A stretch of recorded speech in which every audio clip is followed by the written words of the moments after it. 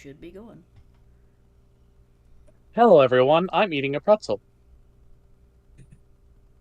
He's also posting Ralph Bakshi Samwise Gamgee at me, and I feel attacked.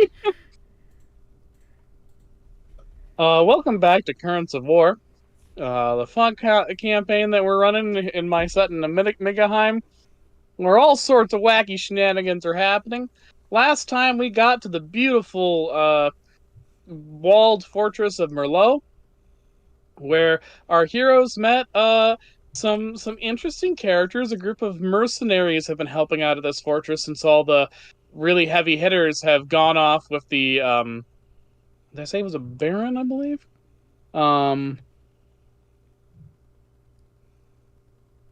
oh yeah, the baron. Renoir Baptiste has left the city of Merlot with basically a skeleton crew of new recruits, taking all the experienced soldiers to the city of Leonis.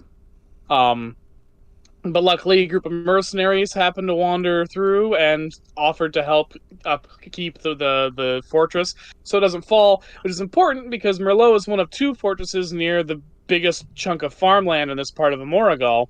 And if that farmland, if the farmers there didn't have a place to retreat to, that could be disastrous for the kingdom as a whole. Um, the mercenaries that our group met, they were some interesting folks. Three of them were from not just Bretance, but specifically the kingdom of Anglesex, including their leader, Jack Lionheart, second in command, Harriet Guilford, and then, perhaps most interestingly of all, a youngish woman named Morgan Baker. Baker, of course, being Art's last name. They also had a Self-Pictish mercenary with them named Hamish Macduff, a Germanorian knight who speaks very little Bretonnish or Frankish that has just been called Leaf by everybody. And finally, a squire named Brick, who is wearing significantly heavier and armor than squires normally have, including a face-concealing helmet. Probably nothing. Our heroes sort of, milled about the place, kind of avoided having Art and Morgan talk immediately after meeting each other so they could both process their feelings about that first. And just happened to go by the mausoleum when they heard some creepy noises inside. And that's where we left off. I'm eating a pretzel.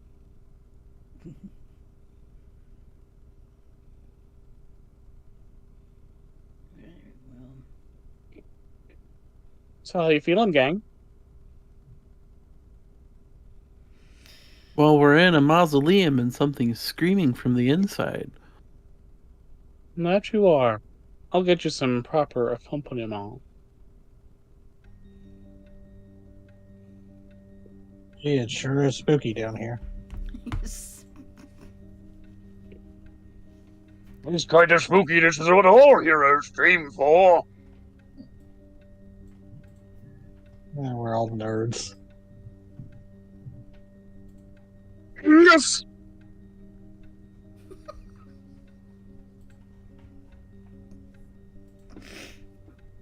All right. You are in a mausoleum. okay. The mausoleum of Merlot. Do we see Go ahead and do that anything- thing I love so much where you explore. So far, you go down. It's dank, it's dark and dimly lit. And you do hear just this sort of a wailing or a moaning. Siri, did you just drag your character into the darkness? It was an accidental thing, but I kind of lost track of her for a moment. Yeah. Oop. It was very funny on my screen because Ramon is like, did I forget to fog of war this? No, you. It's just like, I think I need to change the batteries on my mouse soon. It's been clicking and sticking. It's fairly quiet. There's and fairly dark. There is some dim candlelight, and you do hear just some unearthly moans coming from deep within the mausoleum. Hmm. There are three how- paths before you right now. A path to the left, a path to the right, and a path down.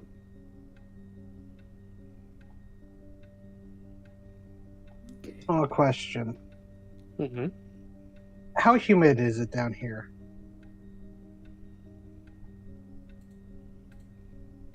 And normal basement level of humidity where it's a little, the air is a little cold and wet, but it's not like moss and mold wet, you know? Okay, not Goblin Town wet.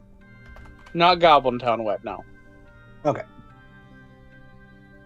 Well, I'll vote we check out this tunnel here this way, and then we check out the tunnel that way, and then we go down. No ambushing. Grugan is going to switch his axe around so he has the one that has the silvered properties on it. Because this sounds like some undead bullshit. Fair. As you come to this chamber, you see a statue of a skeleton clad in a sort of monk's robe holding a scythe. Well, Does that seem... Godfather Death. Yeah, does that seem like... It's anything a he was- death. For Art and for Flavian, you would know that Grim Reapers are kind of viewed as very common as the common psychopomp of Francain and Bretons, where if you see death personified, it's going to be as a skeleton in a robe, often with a scythe. In other countries, it's different. In Mediterra, there are a bunch of psychopomps, including a couple of gods, as well as figures like Karen the Ferryman. In Germanor, there are Valkyries who act as psychopomps, these beautiful, large, riding on winged horses. I'm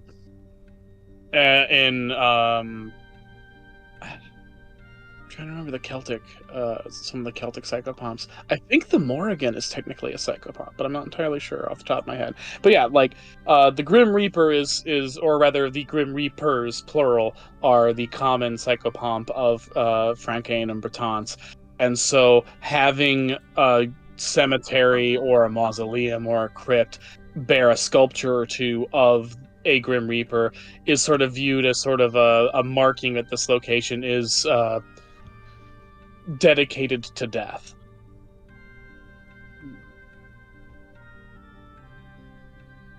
it's supposed to be death, but I've never met him. There's a path going down. I suppose I could leave a little... I guess Art would reach into his pocket and leave a little offering. Can't hurt for nothing, you know what I mean?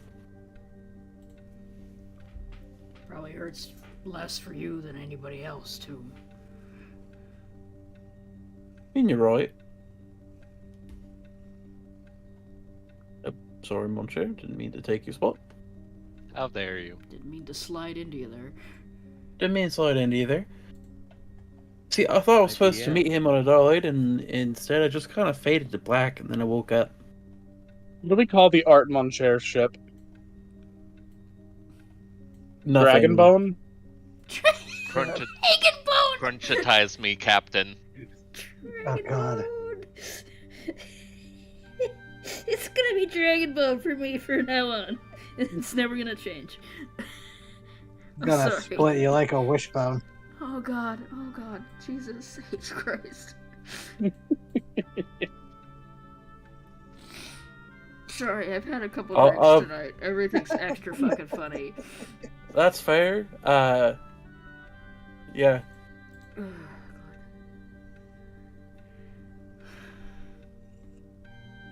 You've opened up some... You've found, as you go down this hallway, quite a few new pathways. In this mausoleum. How many, actual places of rest are we seeing, or are they just stone hallways? So far, you haven't seen very many. What's over here that Duck can see? Let's go check out that real Goes quick. in there. Duck finds a chamber that holds 4 caskets. Oh boy.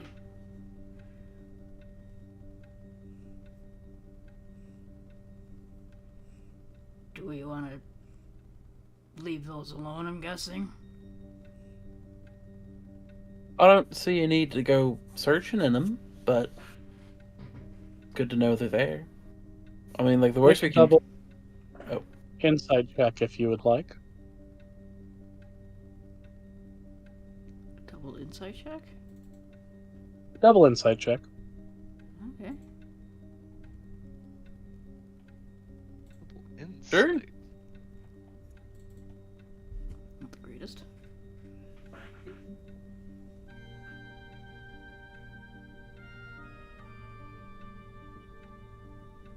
Well, Duck, Art, Mm-hmm. possibly Flavian if Flavian wants to roll it. Okay, so Duck and Art. 3 of the caskets are sealed tight.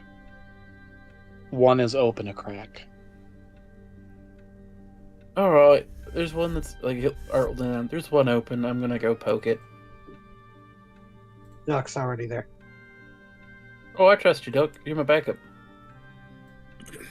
Yeah, Still we're not here. looting. We're just Yeah, making what you- sure. I'm gonna leave you in Okay. suspense for a minute because someone is calling my phone. Oh, like, I'm picturing Art's like, alright, so we're not looting. We're not stealing nothing. Pissing off the dead, especially with a giant death statue like that, could mean the death statue comes chasing after us. And I don't want that. I already got enough anxieties about being dead and haunting my family despite the fact that I've not gotten a proper rest. Alright. You peer at this. You open up this casket, and inside is nothing. There is no corpse. That's worse than not. That's worse than finding something. You do see a tattered shroud, but there is no corpse. Is there a way to tell if this was open from the inside, like scratches on the inside, or if this was like pried open with a crowbar from the outside? Any damage to the sarcophagus?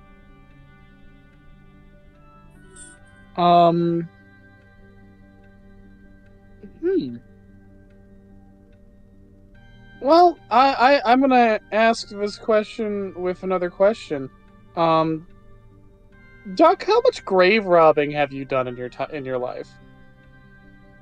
Well, she doesn't rob fairyland graves, but this is probably not the first time she's been in a human mausoleum. So, I mean, she ran with a a thieves group in Lutetia, and if it's anything like Paris, they've got catacombs, and that place is weird.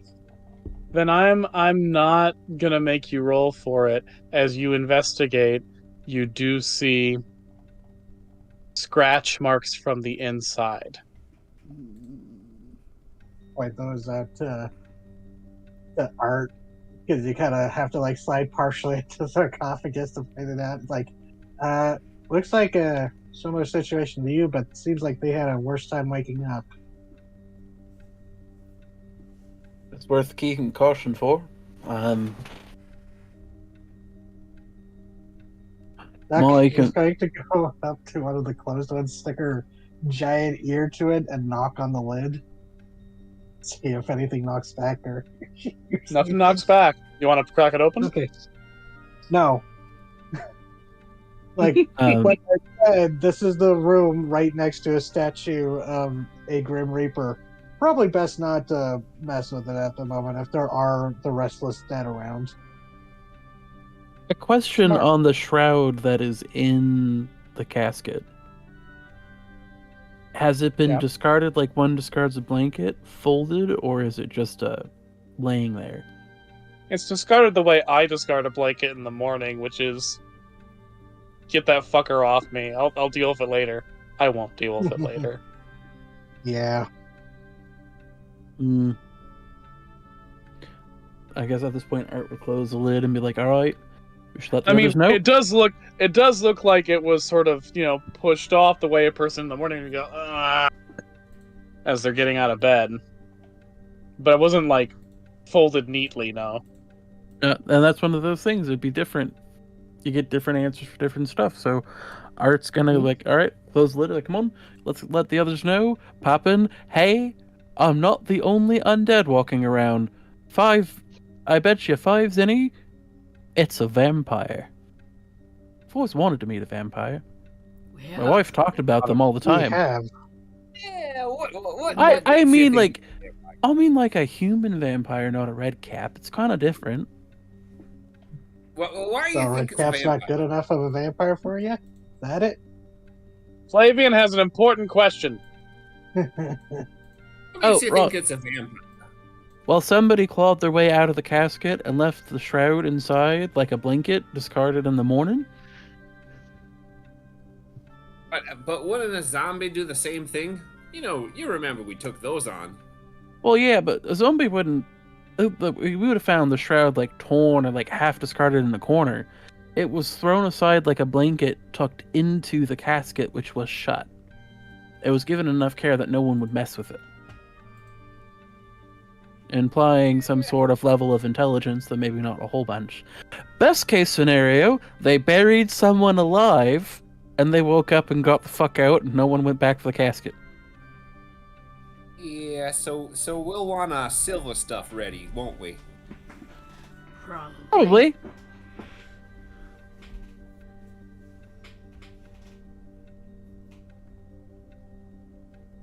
Let's check out this side passage. You guys first. Zip. Except you, Monsieur. You stay behind us. Ah.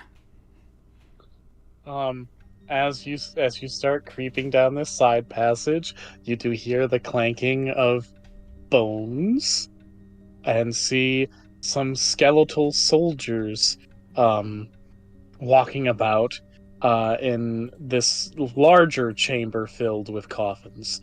The soldiers have not seen you yet. So, do you I think mean, there's have we skele- seen them since we're facing the other way?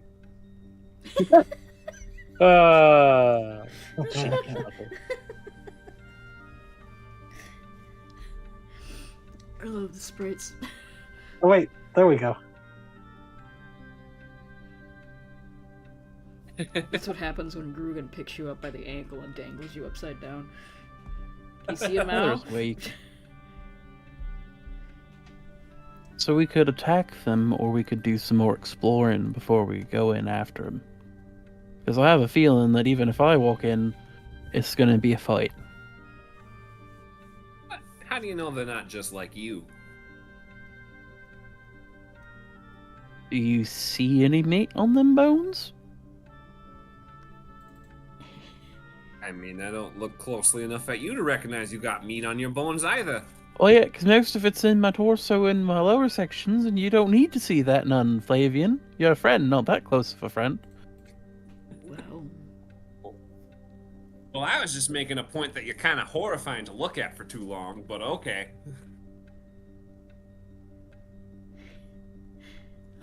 That's fair. But I also don't want to see you Do decaying you- nethers either. I guess they would be only for my wife?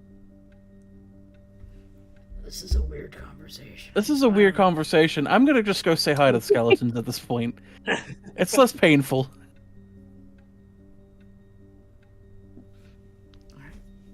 And Art just starts walking in, I guess. Yeah, Grugan will come, like, up behind, but not leave the shadowed areas, so Art can possibly talk to them before shit happens.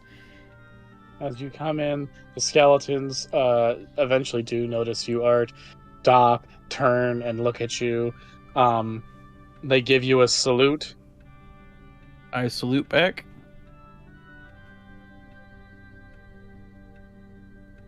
I mean, What's your rank, soldier? I think it was corporal. I don't remember what rank he was. It's been a bit, TT. Let me.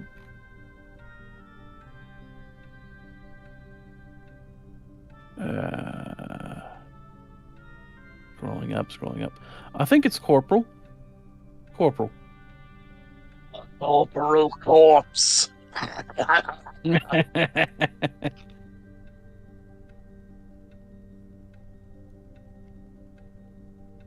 Which chamber you laid in? One of the ones that way, he says, pointing. Here, there's an arrow, like line, pointing this direction roughly.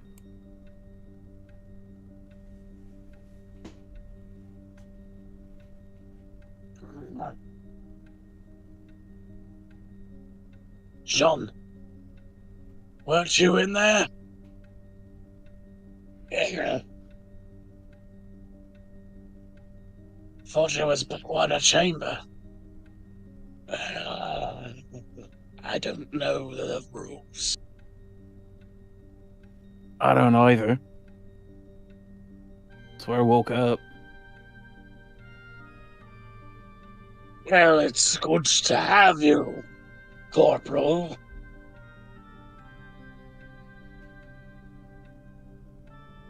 We are waiting.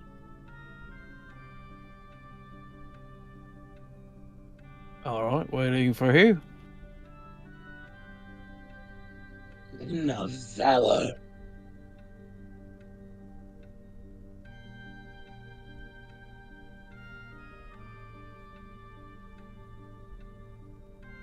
I like, there's just a look in the back of like Art's face, like, Men of Valor. That's not me, right? That can't be me. Well, fair enough. You mind if I have a look around? I'm still kind of getting the old legs working again. They nod in acquiescence. Alright, See the knight when you are done. perfect. Will do. He lies below. Alrighty. I think he's gonna go back the way he came. Mm-hmm. Just be like, go to Grugan. So they're waiting for a man of valor, and there's a knight and a chamber that away. So, Okay.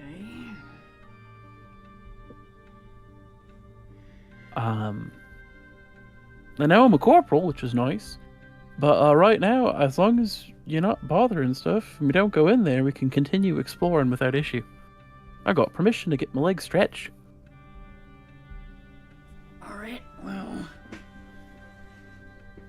Not starting unnecessary fights before we figure out what's going on here is probably a good idea anyway. And he'll start moving back down the hallway. Oh, you think those skeleton guys, they're the ones that crawled out of the tomb? Yeah, got confirmation they're doing one per room.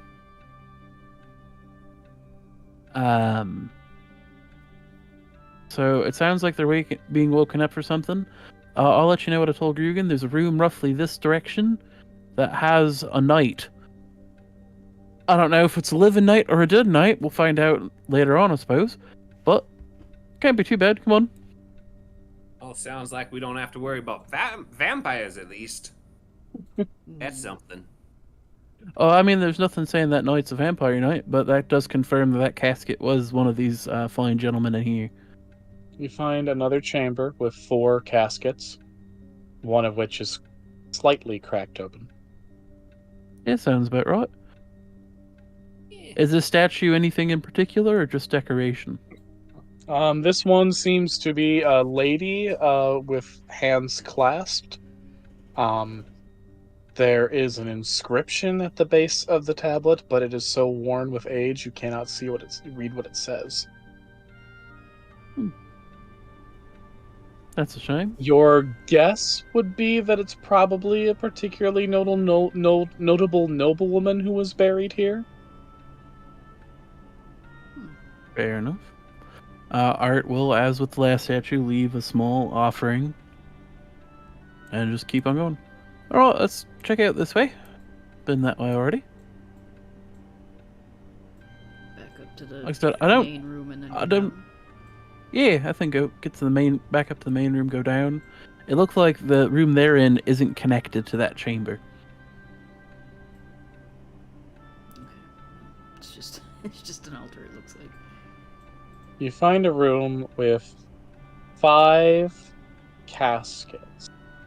The one in the center is more elaborate than the others. And upon closer examination, it's technically the shell on the outside is as freshly carved as the other caskets, but inside is a coffin that's significantly older. You can tell by the fact that it's a different type of stone. It's more worn, and stained. Looks like at some point this mausoleum was renovated, and whoever was buried here had their casket placed inside a casing to make it look more fancy and stand out.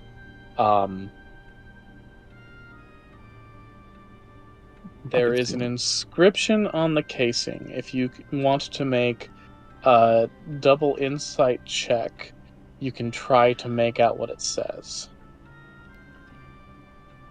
Anybody can do that. Mm-hmm. Now, they are waiting on an exalted one of sorts, or something like that. I'll bet you $5 it's this guy. Or 5 zenny. Apologies. The DC of this is 12, by the way, so 2 of you got it.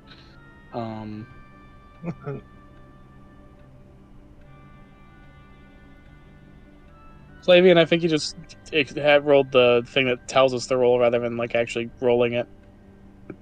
Oh, I just highlighted the ability there. Oh, Yeah, so you can get the +2 to his 9.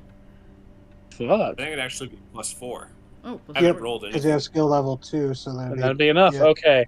The 3 of you then read. It's written in Old Frankish. So an older dialect. So it's very. In addition to the text being worn, it's not quite modern.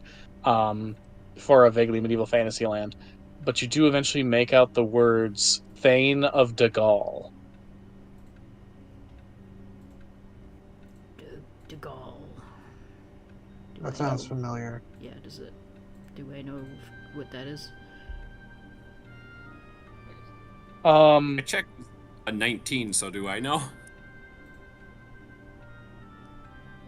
We'll give it to Flavian. He's a human who was born here. So there is like a king who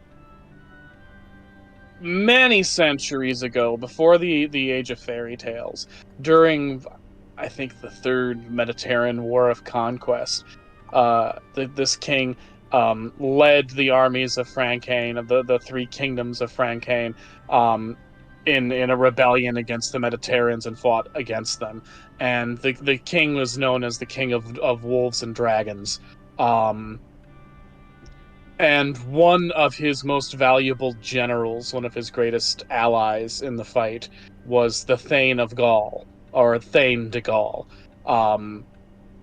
Back then, they didn't have Francain did not have a complicated system of aristocracy. You had kings and you had thanes, and that was it. And that was true for Bretons and Celtic as well.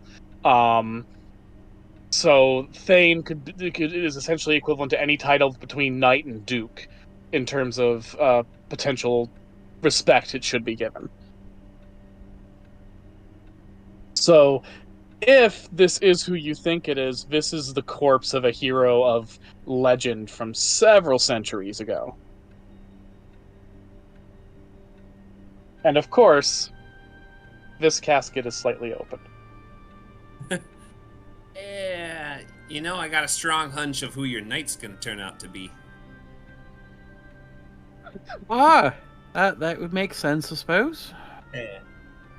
Guess you could call him something of an unliving legend, possibly. you know. I see that too. See what? Fair enough, I suppose. That gives us more intel and gets us better information on the situation. I have been thinking of other pitches. We've been doing exploration, so I think I'm going to pitch, especially knowing this is the Thane of Dagol, that you are observers who wish to pay homage, and that might get us in without a fight. TG. Yeah, but wait.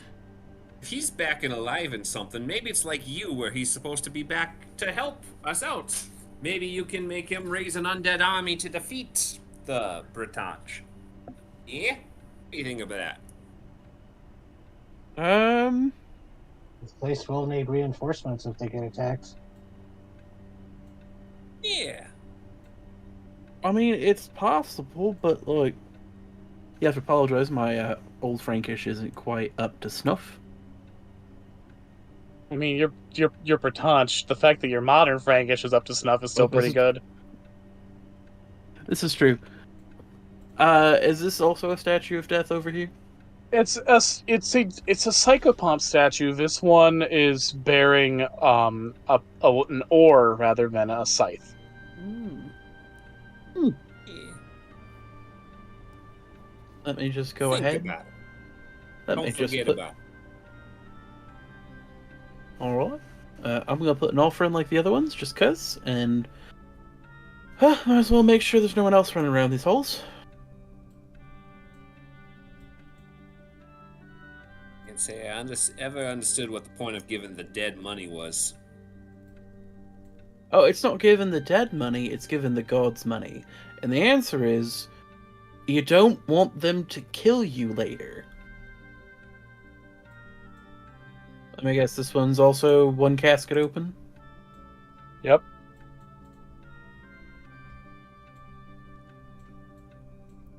Peek in here, notice that the skeletons are gone. Let everybody know that the skeletons have gone somewhere. Oh, there's only one chamber left. Let's go say hi to the Thane. What's this statue down here first? There is a woman. She has a robe like the other three statues you've seen, but it's not completely enclosed over her body, revealing that she is wearing plate mail armor of a Germanorian make beneath it. And she has a helmet on her head that has sort of these winged pieces set by the ears. Sorry, we're having a pile up over here. Okay. Gonna leave an offering here too. Oh yeah, of course. Well, am I gonna miss the last one? That's how you get cursed. That's how you get cursed. That's how you get the ire of a god going, actually, you know what? Fuck you, dead man. I'm already screwed up enough. But All I right. heard one guy from, apparently he's from Mediterranean, and he was telling me about this whole thing about an apple and how it caused all kinds of problems. doesn't- Someone spied us from goddess. Look, Yeah, I don't know. I feel like if you're giving gods money too, then that just says that money is even greater than the gods. that's offerings. They can be food. They can be whatever. It's a transactionary thing that you can potentially get a blessing from. Grugan doesn't say anything, but he's thinking, that's a really good way to get struck by a fucking lightning bolt, Flavian. Alright. Say Flavian. If we meet a Yeah. god, you can tell that to them. These two are two statues of knights in Frankish armor, circa a couple centuries ago, roughly the age of fairy tales time. And they would look like normal statues of knights, except for the fact that their visors are open, revealing that beneath their helmets, their heads are just grinning skulls.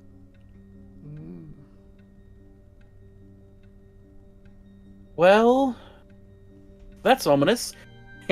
Art says, leaving a little more offerings at each. Like, not fucking with that shit.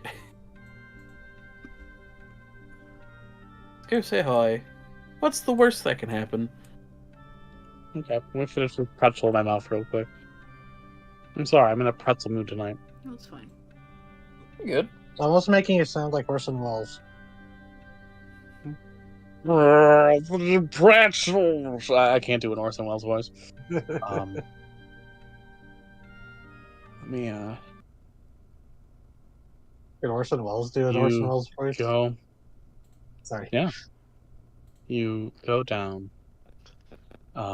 this hallway to the final chamber of this part of the mausoleum. And as you enter the hallway, you feel a deathly chill. It's been cool temperature-wise down here, the way a basement should be. But now it feels cold. It feels like winter cold. Like I wish I had a heavy fur to drape around my body cold. Like I wish I could crawl into Grugan cold. Don't do that. Well, Like a if you- tauntaun. Get out of And- me. Or Ed As Allan Poe. as you walk down this hallway, you hear a voice say, "Have you come? Be ye men of valor?" And you enter into a chamber, and you see a huge and imposing phantom knight. Their cloak is made out of a funeral shawl that has now grown larger with the by merging with the ectoplasm of this phantom's ghostly form. Their armor is elaborate and heavily decorated. Clearly, the kind of armor that you would put on a corpse in a ceremonial fashion, not meant for actual use in battle. Their hands end with large, preposterously long skeletal figures, and beneath their old helmet, you do see the grinning skull of a long dead, picked over carcass beneath this towering knight.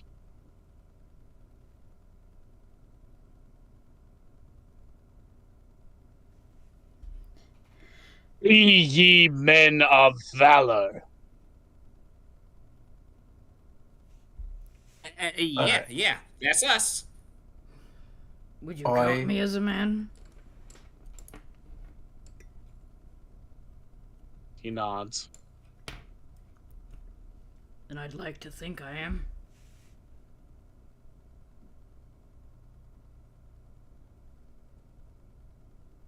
Moragul's hour of need has come again. I We, the honored dead, stand at the king's call.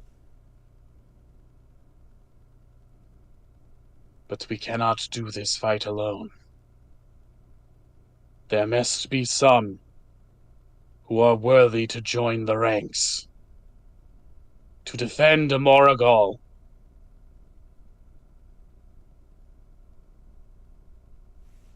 You are men of valor. yes. Oh yeah, for sure. Like, you wouldn't believe some of the stuff we've done already. Yeah, right, guys? Right, guys? Mhm. Grugan Even is if holding we- back from answering that now because he's like, oh, they want us to join them. And that could be like even if we aren't, we are still helping rally the people of Friend Kane to its defense. And let your valor be proved. Roll initiative. Oh boy. Oh, you I think cheat Art. with this. I think Art's probably looking the most serious he has in a hot minute.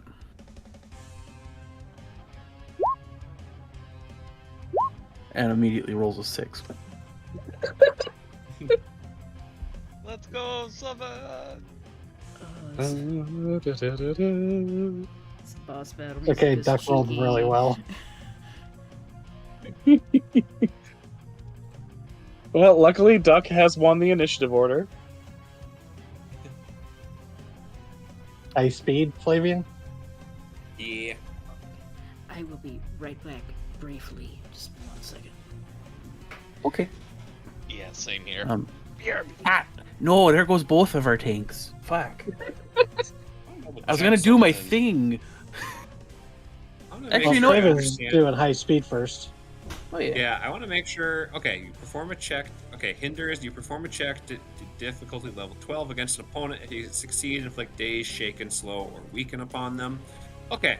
Does our big old Knight Thane de Gaulle, does he have like an obvious weapon arm? Yeah, I didn't draw him with it, but he's got like a really bitchin' sword. Okay. Flavian's gonna try to take a pot shot at the sword arm to hopefully weaken the knight. Okay. It apparently has a difficulty level of 10, so I should get a +3 bonus to what I'm about to roll. Oh, for a hinder action? Yep.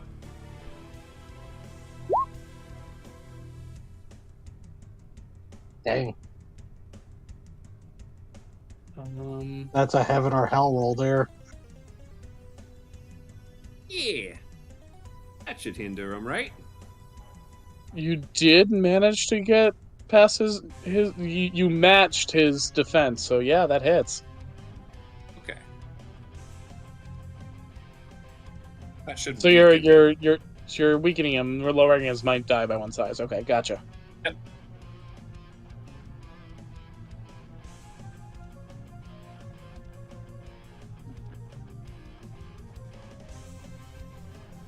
I don't think we healed that. Alright, back. What did I miss? We have hindered the Dark Knight. So now it's actual initiative turn. Do you mind if I Hinder go? me? Yeah, go ahead. I'm Oh, going to cool. activate the Queen's Gambit because it's fun to use the commander abilities, and you know, I did identify myself as Corporal. So I'm going to perform a free attack with a weapon I have equipped, which is my heavy. Oh, that's the wrong button. Sorry.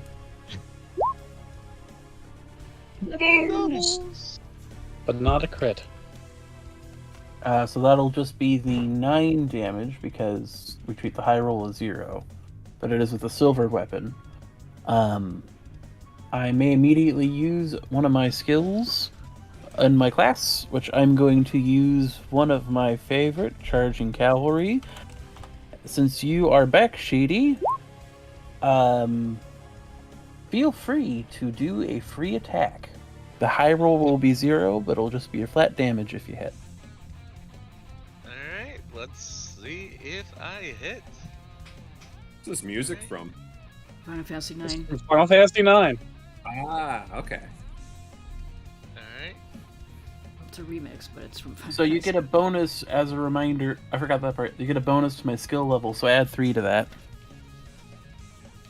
Add 3. So Wow. it'd be 9 damage or 14? No, 14 to hit. Okay. Does that We're hit trying big? to hit.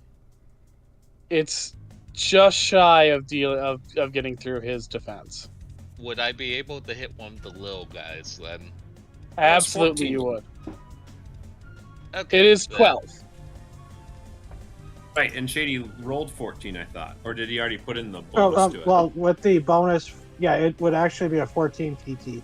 Oh, if it's a 14, cavalry I'm bonus. sorry, I saw an 11, so yeah, okay, sorry, yeah, then yeah, you're good. You got him. Okay. Cool. And I only do like 6 damage, right? Since the high is 0. Yep. But they're Okay. silvered, so that should in theory do more. Yeah. And then because I Silvered spent that ability, Crushing Chariot kicks in. So hey, since neither of my tanks have taken a turn, does one of them want to hit or go? Rugen, would you like to? Yeah, I can go. I can go directly after without having to the guy have a turn. Yeah, here we go. My silver weapon. There we go. Chop, chop, jeez. Damn. second. I am Double also damage. going to. I'm going to spend 10 points to make that multi, but I have the Tempest Strike, which means I can hit one target with a multi strike. So I'm just going to hit him twice. Oh, fuck. Oh. I don't have to roll again. It's you just take the high roll off of that, so it's just 15. Okay. But that'd be, god damn. Dude, Even what's the still, total damage? What's the total damage that this guy's taken? 12 plus 30. Okay. Hot shot. Oh, Your wings are silver too, and then Art. Geez, I don't know why I blanked on your name suddenly. Art has also poked him with the spear, and then Flavian also shot him with the silver arrow. Wait, no, that was for the hindered. Mine wouldn't do any damage, yeah. That's right. I don't think that we've confirmed that silver's super effective, though. Yeah, if Just it is, assuming yes. since he's undead, because he counts as undead, right? He does count as undead. This is true. Art can touch silver, couldn't he? yeah, but I'm weird. He gets And player my- character privileges. He's literally been chosen by the narrative. As the four skeleton soldiers Allegedly. prep to attack, one turns to the Thane and says, "Sir, do we pull back? No. Their valor must be tested." Skeletons nod, and one leaps forward to attack Grugan. Okay. Okay. Does 14 hit you, Grugan? No. All right.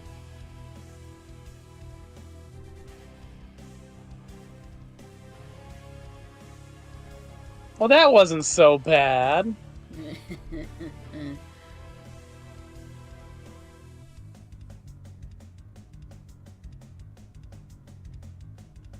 So this remix kicks ass. Yeah, it's pretty good.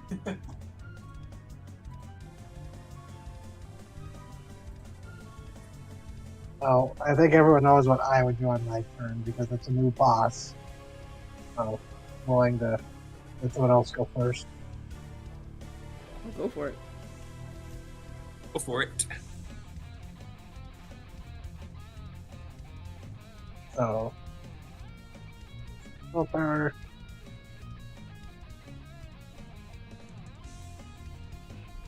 Well, unfortunately, I don't think that gets it. Wait. Let me read the rules again. It's for defenseless creature you can see. Well, yeah, unfortunately, that's just shy of getting it. That would technically be an 11, wouldn't it? Because he adds his Would it? check. Oh, You gain a bonus equal to SL to your Dex willpower checks. oh for yeah, this that's skill. right. Then you, okay. And that'd be You an 11.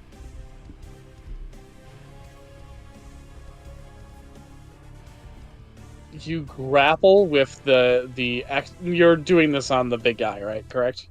Yes. Yeah, okay. You reach into the ectoplasm of the Thane de Gaul, and you extract something to the surprise of both of you.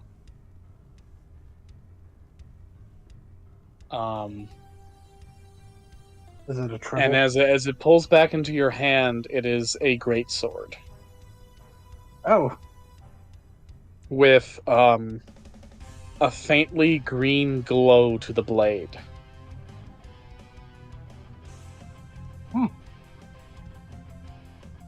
well, I can't make use of this, so I'll tuck it away for later. Yeah. You would have had to equip it in round anyway.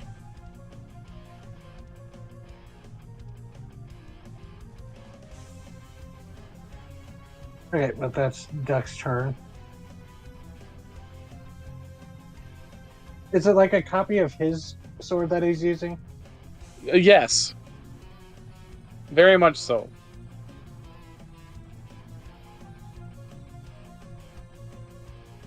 I think it's Flavian or Von Scheer's turn. Oh wait, no, they have to go because I went. Yeah.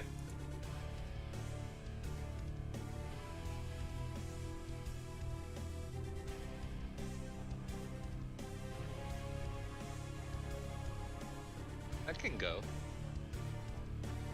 I think it's the I enemy's think turn. one of the monsters. Yeah, Oh yeah. I- Sorry. I'm just jotting down some notes for a weapon real quick. Okay. One of the other knights lurches out, and fails to hit Grugan. They're trying to avenge their boss. They're being sweethearts. It's fine. I did hit him really hard. Mm-hmm.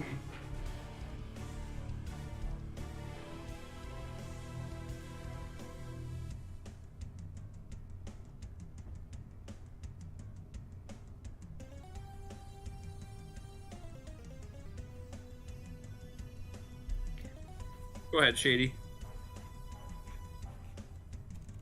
Had the boss gone?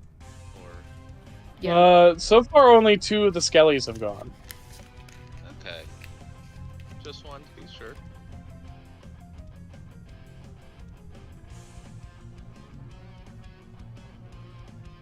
Machi. So 30 All right. to Big Bruiser. I don't know. I can't think of the name.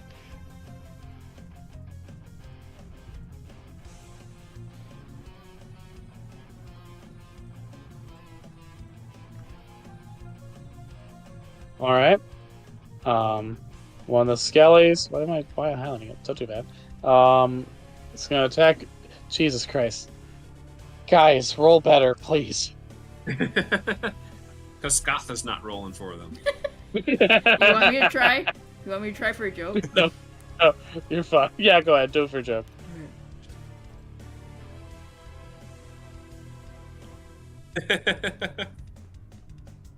Jesus Christ. So managed to roll a 4 in there. That would have been a good roll.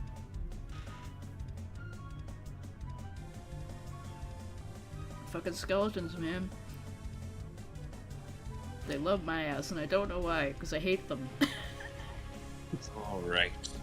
Okay, it's my turn. I took the heroic skills, Deep Pockets, which means I can reduce anytime I use IP, I can reduce that cost by 1. Holy shit. So I'm going to use it to make an advanced potion mix, or alchemy mix. So I get to roll 3 d20s. Alright. So...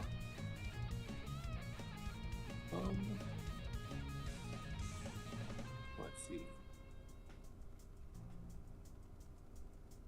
14, what's 14?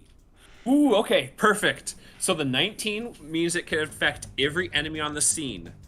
The 14 means they all suffer dazed, shaken, slow, and weak. All of them. Dang. Fuck. Get a load of this! As he throws What's- his alchemical bomb at them. What's slow? It's just another one of the status conditions. Is that just your dex gets lowered? Yep. Slow as dex, dazed as insight, weak Okay. as might, willpower is shaken. Yeah, so everybody. I have some bad news for you. Uh-oh. The dazed and shaken parts don't work Okay. because these guys are immune to dazed, shaken, and enraged. The rest of it does go through though. Okay. Makes sense. They Still lower are their dex rattling. and might if for everybody. It's pretty good. Feel bad for this last Skelly. Oh, well, that doesn't hit Grugan either.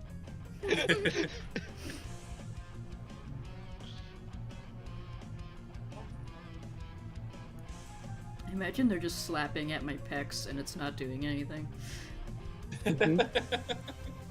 'Cause I do have that. I have that goblin tooth trap armor on, so. Alright.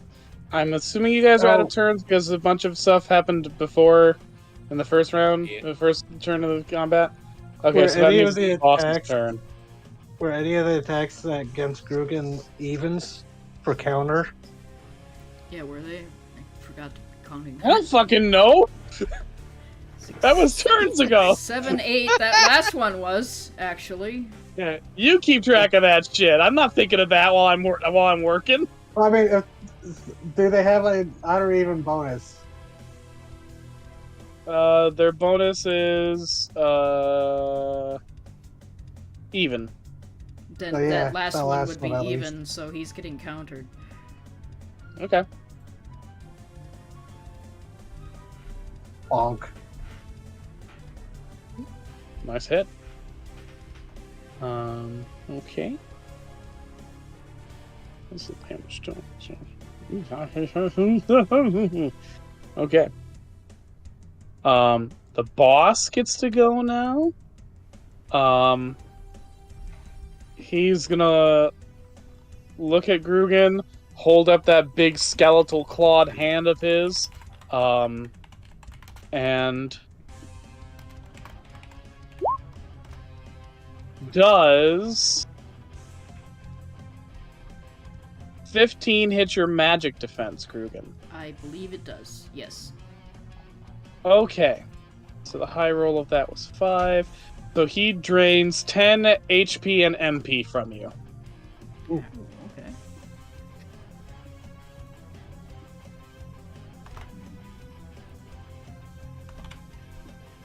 I'm at 69. Nice. Nice. And we're back to the top of the round. Your damaged HP is 20 more than my max. He's a big boy. I know. It's just I'm slowly like playing Duck. I'm slowly more aware of why things were more tense for everyone else than when I was playing Charles. Yeah, we were all a little squishy, and then there was Charles.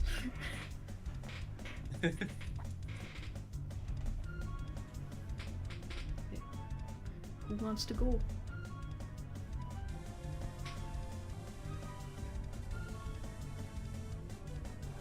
I could. No one's gonna like it though. Oh boy. Oh boy. Go for it.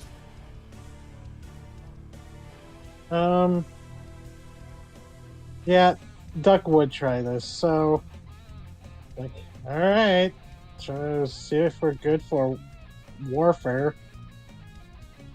He's gonna try to do that on 3 people. You know, the boss and then the 2 frontlining skeletons. Alright. Except,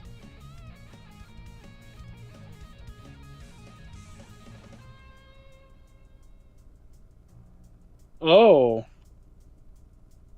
it's a fumble. Okay. I haven't done this in a while. It's been several sets. It's been many sessions since we've had the curse show up, so I realized we gotta. Yeah, you know what? Oh, sorry. There we go. There's the curse. Okay. Describe how you fuck this up. How would in the Simcoe space? How do you think using a wall of fire would backfire? Well, it's Umbra, right? So it's a storm of dark energy that turns matter to ash, Oh specifically. yeah. Um, For some reason, I always pictured it as like dark fire for Duck, but yeah, it's just dark I can- energy. I can kind of see, well, I mean, just destructive energy tends to be in the realm of fire magic in Midgehheim. So you send these flames cascading out, but as you do, you feel the presence of your curse snap. Hey, music, can you tone it down just a little bit for a second? Thanks. You feel your hand twist and expose a vulnerability in the spell, which you immediately see a flashing in the ectoplasm, lights in the skull of the Thane, which he exploits, and turns the energy into the magic energy into rejuvenation for himself. So what would the damage of that have been? That would have been 21. 21. No, 22. 21. 22 delicious HP. Thank you. Oops. Well, oh wait, the opportunity's not going to work either. Oh wait, does that mean the opportunity is the reverse? So instead of weak, they become strengthened? You de-weakened him. Whoops! Oh no. I burned away the arrow of Flavian. I'm sorry. Plus side, he got some fabulous points. Yeah. Duck's hoarding those like she's hoarding money. Terrifying for me. All right. So it's their turn, huh? Mhm. Oops. All right. The Skellies, realizing their weakened state, they're probably not going to do much to hit Grugan. So they decide to go for a good old peer of theirs. Art. Mm-hmm. I wish you guys rolled better. Just 10 hit your defense. No. Yeah, I didn't think so. Not at this point. All right. Well, that's the first. That's fine. There's 3 more Skellies left. They can turn this around. 3 skeletons and a boss.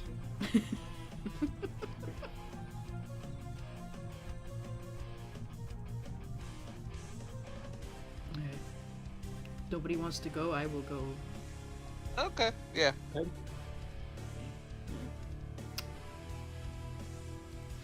Hit the boss again.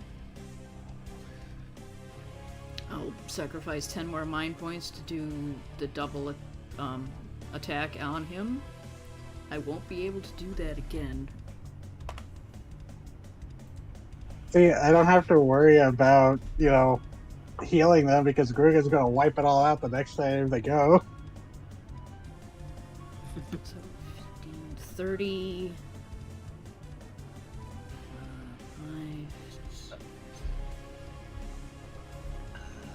40 damage, I think.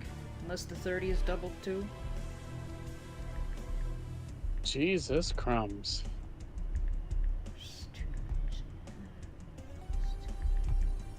If the high dice is also... Yeah, if I'm doing this right, that's 70 damage.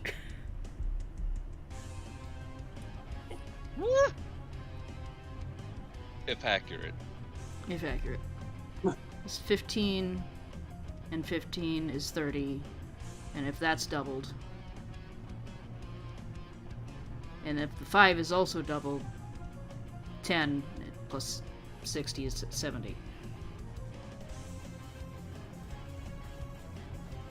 Fucking Christ. Alright. You do a significant amount of damage to the boss, who nods respectfully and steps back as 2 of his soldiers step to the front. And the boss waits behind its cloak. I keep calling him the boss. He's Thane Dagall. I gave him a fucking name. Hey, boss.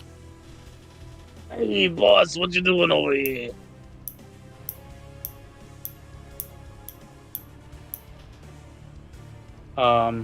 And one of the Skellies attacks Art. Art, does 14 hit your defense? Yes, it does. Yay!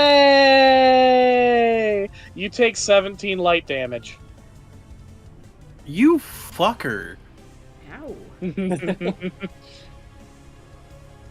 Ow, that fucking hurts. Yeah, I bet it does. It's because of the stupid fucking... It's not stupid, I enjoy using it, but... That was half health in one hit. Do you take extra damage from light? Yeah, so it comes from the Revenant quirk. Oh, okay. I become vulnerable to light. Nice. Ouch.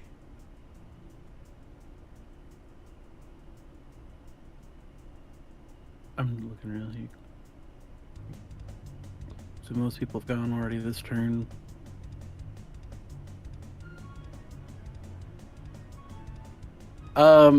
Art's going to take offense to that if no one minds me going. Yeah, You're go on. He's gonna look at him and he's gonna turn to Grugan and be like, Grugan, you're such a wonderful friend, such a great companion, and you are one of our best fighters. Please teach them a lesson. All right.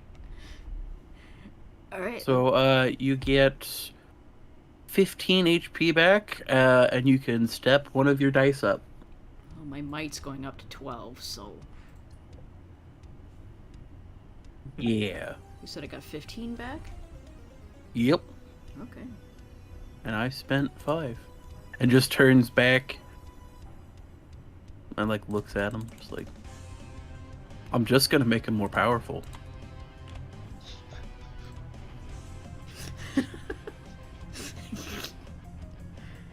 Quick, everyone buff Grugan in some shape or form. Good lord.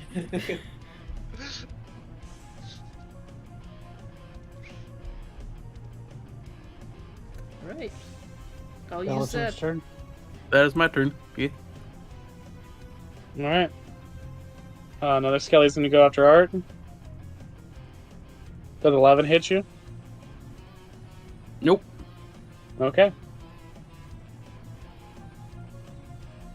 Maybe Thane's starting to rethink about who he summoned in the different rooms. Hey, these guys would have been really nice if you guys hadn't debuffed the fuck out of them. You know? It's not the Skelly's fault. They're doing their job well.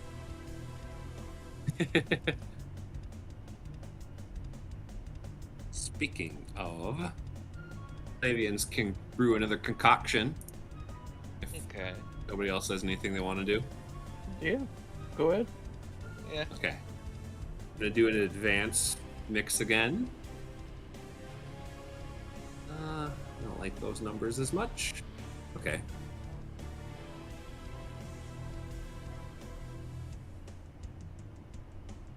Damn. Okay, so with the Okay. 9, I'm gonna target Thane de Gaulle. He is out of combat with- at the moment. Oh, he's out of combat? Okay. You guys knocked him down to 0 HP before his soldiers were destroyed. Oh, okay. God damn. Then I'll target this guy, Mm-hmm. the third one, and he's gonna Right. take bolt damage. I just need to double check how much bolt damage. I need to double check what level we are first. Okay, 19's not there, so it's 20 plus. I think I have something to increase that a little bit more. Yeah, so he should take 30 bolt damage. Damn, nice. All right. And one more goes for Arthur. Does 12 hit? 12 matches the armor, so I would assume that is yes, a hit. Okay, so you take 15 light damage. I am in crisis. Yeah. That'll do it. Ow, you fuckers. Your valor must be tested. Valor tested my ass. We must test the valor of his ass. No, that's not what I meant. And kill ass.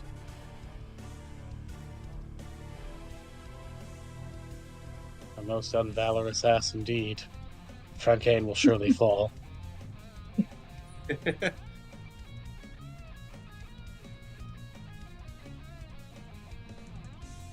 Well, it's one of you. Okay.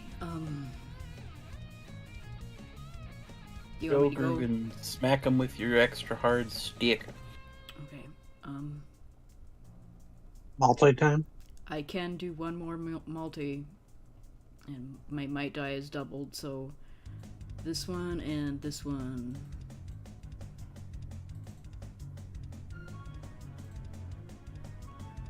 Okay, roll. There we go. Yeah, that hits. Going to guess, yeah. Mm-hmm. So they both take that and it's doubled. So 30.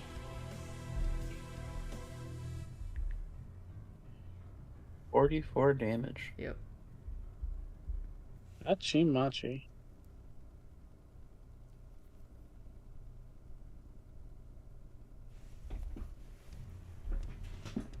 Well, one of them is looking real shaky. They're out of turns. Monsieur's turn, I think, is to finish this up. Mm-hmm. Okay.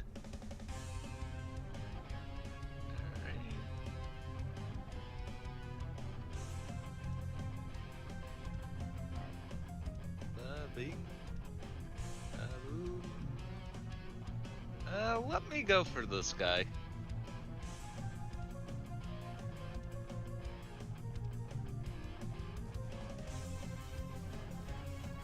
Oh, have the skeleton and the Thane been any, or I don't know if they are skeleton specifically, but have they been at all unnerved that there's a grave dragon fighting them?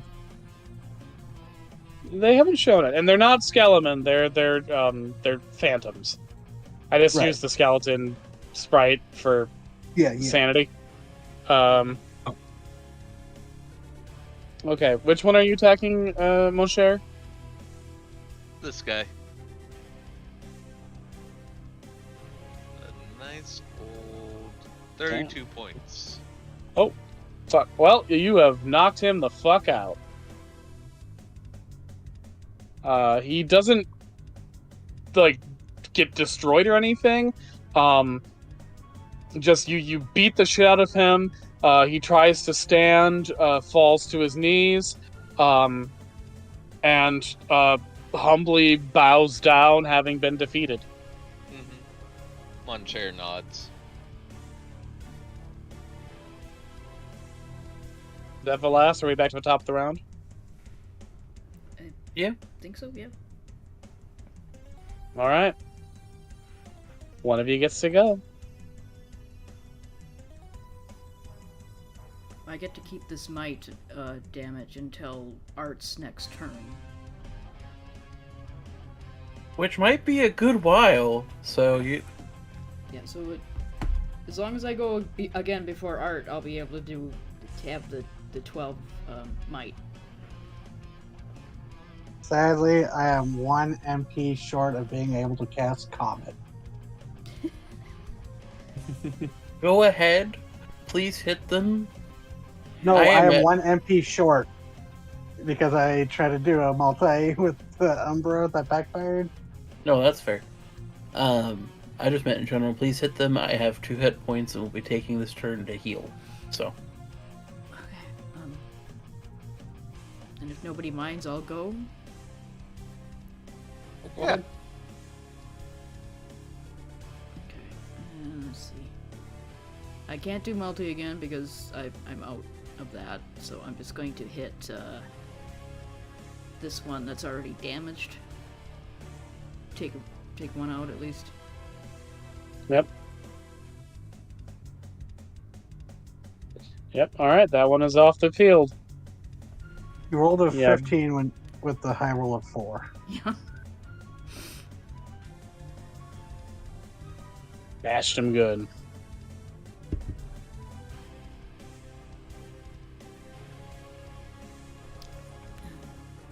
Grugan is fun to play.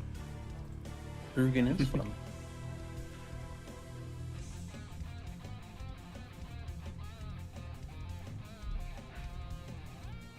It's the skeleton's turn, right? Comes in. Oh yeah, shit it is.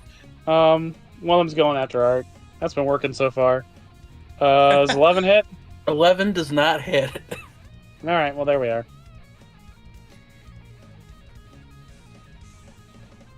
I'm going to spend the inventory points this round because they are continuing to target me. They are. That's fair. Because I would like a little more HP than 2, please. That's why you don't 9 taunt the points? skeletons. Didn't think that were gonna hit me so hard. This is why you don't taunt the skeletons. Normally it's Art saying that. A little bit of payback, it's fair. Chugs a potion, shrugs his shoulders, stands tall again. It's like, alright, come on. One of you tried. Come on, other one. You gonna hit me? Don't taunt the skeleton. Heals up, taunts Okay. the skeleton again. Skeleton misses.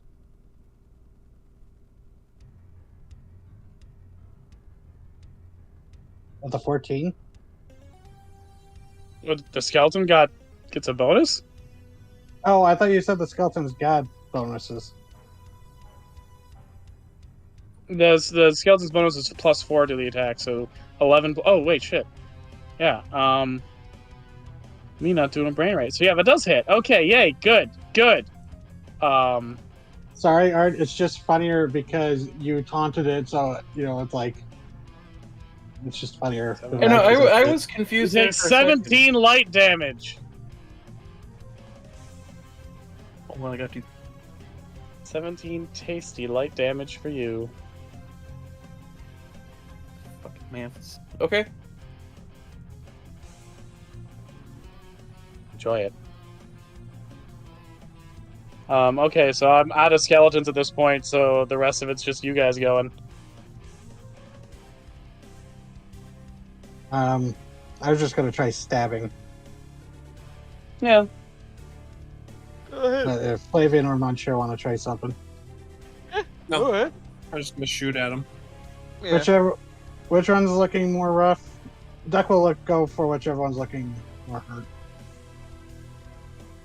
It would be this fellow.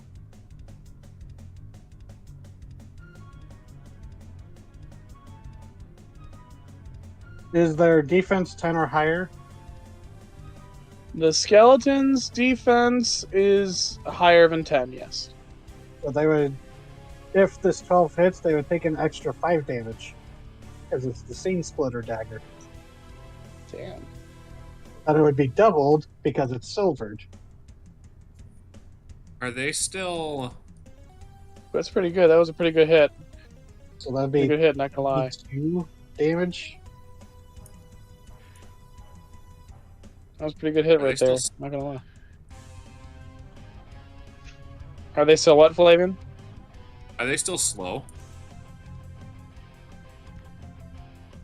Oh, that's Uh, a good question. yes, because their dexterity was lowered. Yes.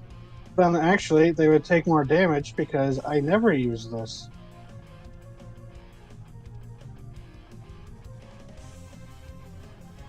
How many status effects do they have? 3? 2, like their might and their dexterity have been reduced. So so- they would take an extra 2 damage. Well, shit. Damn. That was a good hit. I forgot I had that rogue ability from like the beginning. I never use it.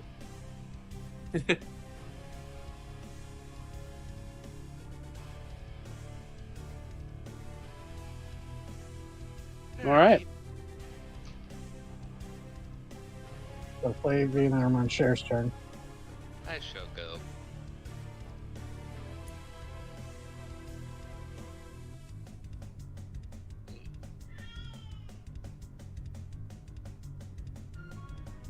And their defense is greater than 10, right? Yes. Okay, let me see something real quick.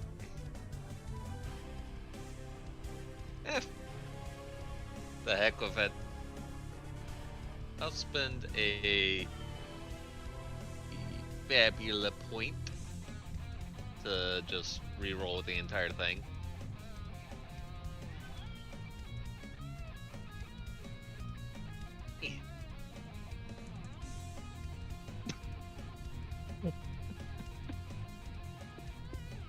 So an 11.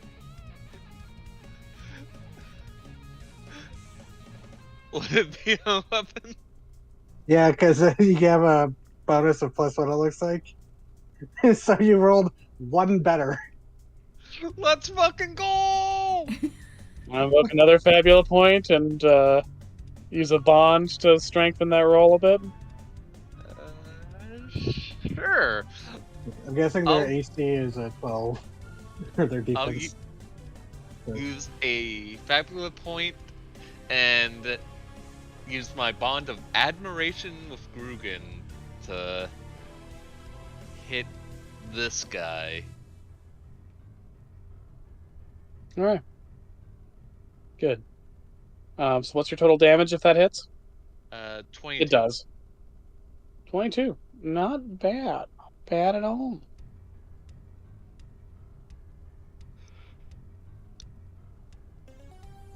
All right. These are some tough skeletons. They are. God damn. Yeah. Everyone just pissing on these skeletons because you weaken them. Oh, they're not that strong. Maybe this guy should reconsider. My confidence was that we all have silvered weaponry and they're still standing after this point. Flavian shoots at this one. All right, you get that. Well, yeah, you get that one. He's gone. Which, I mean, he bows to you. You got one skelly left on the field. Top of the round.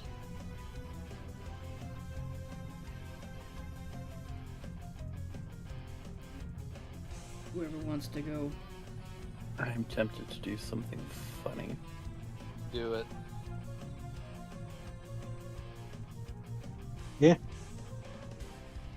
Go ahead. Well, actually, no. Looking at it, I don't think it'll do what I need it to do at this point in time. So I could just do my usual stuff if somebody wants.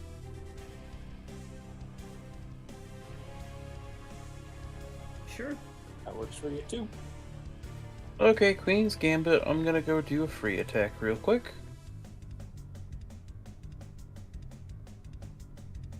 A 9 doesn't hit, but that's fine.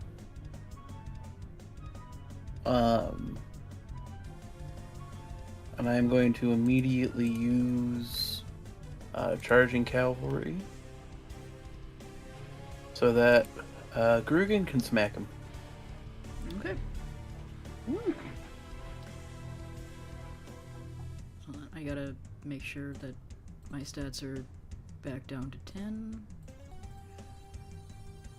Go. And you get a +3 to hit. Why is that? You don't need it, but you got it. Dang. Hold on. It shouldn't be rolling that 9. I took that down from my sheet's being weird. 1 second. Let me readjust that. I'll take the damage, but I'm just gonna make sure that I roll to hit it correctly.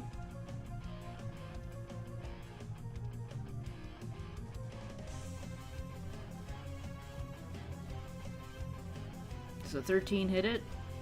I can use It a does. failure point. Okay. Then can I have the damage from the first roll that was fucked up? Yeah, sure. And then Crushing Chariot activates, and someone else gets to go. Who hasn't gone yet, so, which is everybody else. Why is it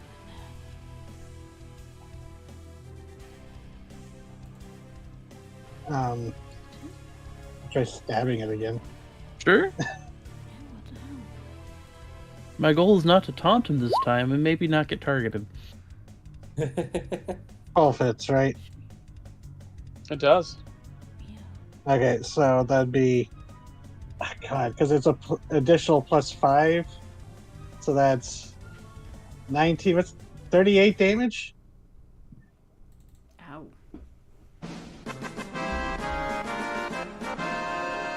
Woo. You defeat the last skeleton.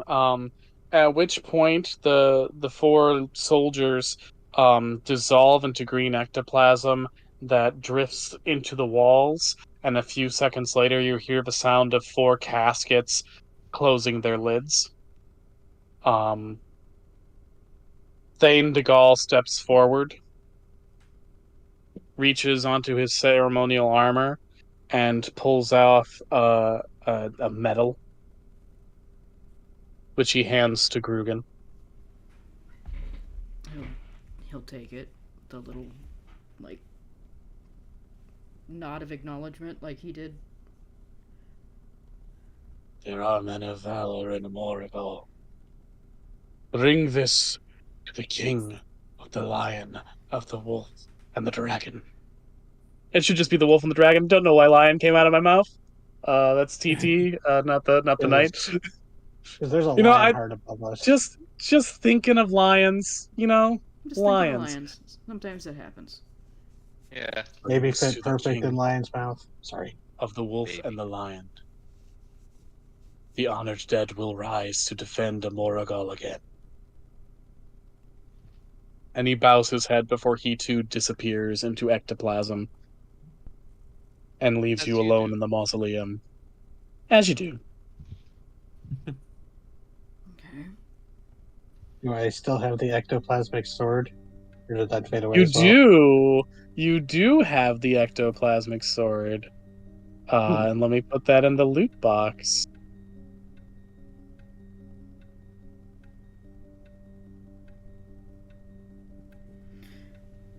So, Hey,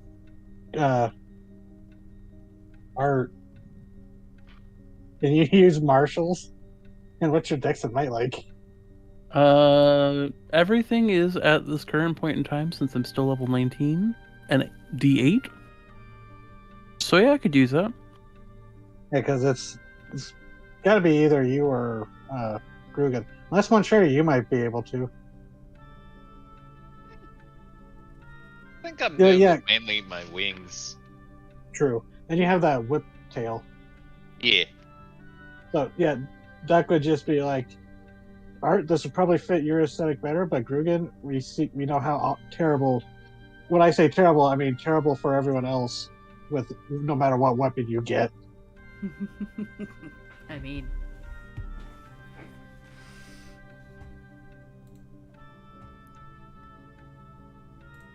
Because this feels like it would fit Art's aesthetic very well, especially since he's a Bretonche soldier and it does damage against Bretonche. Yeah. I You know, that's fair. I would say for you to take it to Arthur, even though if you can't use it because I Oh, I don't can use use it. Dex. I can't use martial shields. It's the one thing I don't have. Okay, Martial so you use weapons, martial you mean? weapons. I have proficiency with both sets of martial weapons and martial armor. I just do not have martial shields. It's not a shield; it's a greatsword. Yeah, I know. I can use it. Yeah, because I But- think it's like only like the Guardians get martial shields. Yeah. Maybe Dark Blades. No, because I've got a dark blade. Oh, yeah. I think I got martial shields from Fury, which feels weird. I don't think Fury gives martial shields either, but I could be wrong. Well, one of my classes did, so I'm not sure. Weapon Master, maybe? Probably. So yeah, I guess Anyways. Art will take the sword and be like, "Oh, it's weird." Does it burn you since you're Bretonche? Does it? No, but if someone attacked you with it, it would do extra damage. No, it doesn't burn. Feels a little weird, but it doesn't burn. Guess I'm just gonna sheath it right here. Since we've asked about every other statue in this building, who is this statue here? At first, it seems like just another nondescript woman, until you look close and realize that while the part of her face that is more exposed from her hood is lively and beautiful, the part that's a bit obscured by it, a bit hidden beneath the hood of her robes, is withered and skeletal. And you recognize another statue to Hela, the Germanorian goddess of the underworld. Duck will pull out the vial she got from the other Hela shrine. You put this together, and you realize that you have a statue of Hela, a statue of a Valkyrie, a statue of Charon, a statue of the Grim Reaper, a statue of just a woman whose name is not fully make-outable, as well as 2 statues of knights with skull heads. That this mausoleum has sort of covered the bases of the common religions here in Francaine, so that all the various psychopomps and death gods are present in some respect.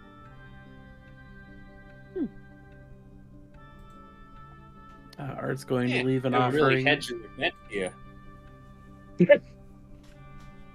Way to It's- see Was it? Death gods tend to be the most chill in the grand scheme of things. So, like, they don't mind sharing spaces like this. Yeah, Art's gonna leave an offering and then try to ignore the twine he wrapped around his hand earlier at the last shrine he was at as he explores the next hallway. Oh yeah, it's more hallway. There's one behind us too. No, don't worry about those. You have completed this dungeon. Oh, okay. Okay. Sometimes I just download a map for my purposes rather than making one whole cloth, okay? That's fair. Oh, mood. I get you. All right, so the mausoleum is resting easy now.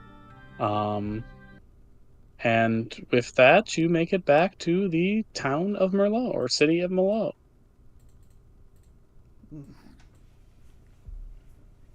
And would I know who he's talking about to bring this metal to? Just off the top of my head. I will let you do a double insight, and I'm going to say the DC is 8, which is lower than it's supposed to be in Fabula Ultima, but I'm being nice on this one because it's everybody fairly could? common knowledge. Anybody can. Double insight. Double insight. All right, Grogan. Damn. You know exactly who it is. Oh jeez. He owes you money. He owes me money. Yeah, you've heard of it because even among the fair folk, legend, and actually especially among the fair folk, since many fair folk aristocrats have a obsession with human culture, legends of human heroes do spread amongst your people, and you have heard the tale of the great king of the dragon and the wolf, one of the ancient kings of Amoragol who fended off an invasion of Mediterra by rallying all the different people, all the different like nobles and warrior kings of Amoragol to come together, along with kings and warriors from the neighboring kingdoms within Francaine, to all form a sort of united front. He was called the King of the Wolf and the Dragon because he had at his side a fucking dragon and a huge Barghest. He had like a wolf and dragon as his fans. At least that's the story. Maybe it's not. Maybe it was an exaggeration. Maybe the wolf and the dragon were just knights who were particularly fierce. But supposedly he did have a dragon and a wolf that fought alongside him, and repelled the forces of Mediterra, not only with the combined might of Francaine's people, but the combined might of Francaine's monsters as well. That the civilized world and the natural world came together to repel Mediterra's attempt to conquer Francaine. He's one of the more famous kings of Amoragol. His heraldry is still used quite often by descendants of his house, even as they've since crossbred of other noble families to the point where none of them can directly really claim to be, fully his descendants. That's still very common for wolf and dragon heraldry to appear in Francain as a result. So if this king actually existed, he would have died centuries ago, even if he was a paragon. It's likely his corpse would be held in that very, very huge crypt that was not too far from Skullcrack. Okay. Not the one Um, that Art came from, but the No, other that's one. the. Oh, the other no, one. the one that Art was buried in, Oh. the Oh. Crypt of the Hallowed Dead. Yeah, you're gonna Oh, man. see Grugan like flip this thing over and over in his hand, and he's gonna go, "Well, shit, Art. Do you remember the way to that crypt that you came from?" Do we want to go marching back through all that? Not right now. It's just I know Yeah. how to get back to. I'm gonna trace Art's journey for all of us on the big map here. whose penis is that? What? Oh.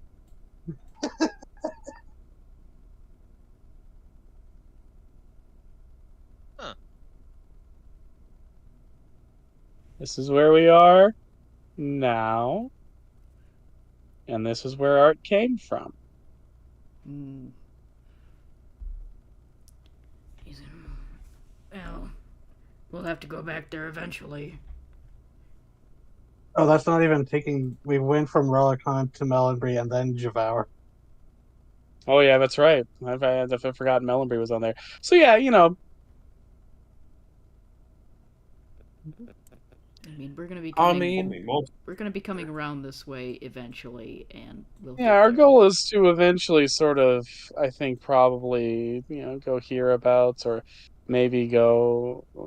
mm, We have to go to the Brownwoods to meet the Briar Queen. Yeah. There-ish. I will figure it out when we get there. I would say we're gonna go this way to Firmfield, and then we're gonna go to Bar Brent to tell him to fuck off, and then Nain Rouge, through the fields of Desolé, around this little pass here into the Bramblewoods, and then go from here in the Bramblewoods to the stronghold of the Grumbouge, through the marsh to Battlebury. Probably skipping the Dune de Patal, because I don't think there's anything there right now. Probably stopping in Leonis, going to the Iacordia before skirting Lutetia, and then going back to the thing. And you do know that Pierre Rancine was heading to Morbriere, and Joan and Andromalius were going to Leonis. It's gonna be so long since we see our friends. Mm-hmm. That's where the Baron went too, right? Yes. Okay. And I'll give you this for free because you're all, more or less natives here. Leonis used to be the capital of Moragal, until Lutetia became too important of a thriving port city for the king to have to schlep from Leonis to it over and over again. Hmm. Mm-hmm. So as a result, Lutetia became the new capital, and Leonis is still a very large and well-fortified city. And often a high-ranking duke is placed there to make sure that it's upheld, because a lot of Francain's history is in Leonis. We can't let it fall behind. Hmm.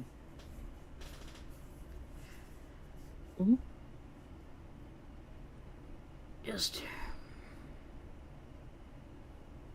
He's gonna put that medal in his bag somewhere that's very well protected and kind of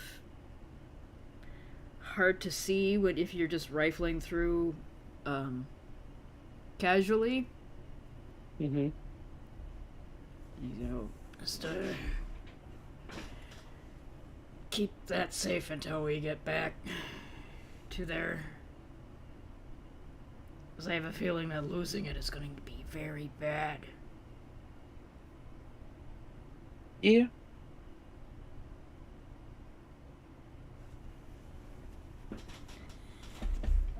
he's not gonna say it, but I'm gonna say it as a player. Don't give it to somebody trusting them blindly. Hope they give it back at the end of your adventure. Never trust anyone.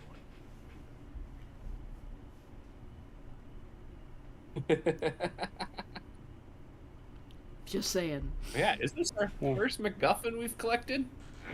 No, you also have Durandal. Rugen's other one. Yeah, I have Where both did of we get these. that? I have both of these. Why do I have both of these on me? When you went to Fort Morago, sequence breaking things slightly,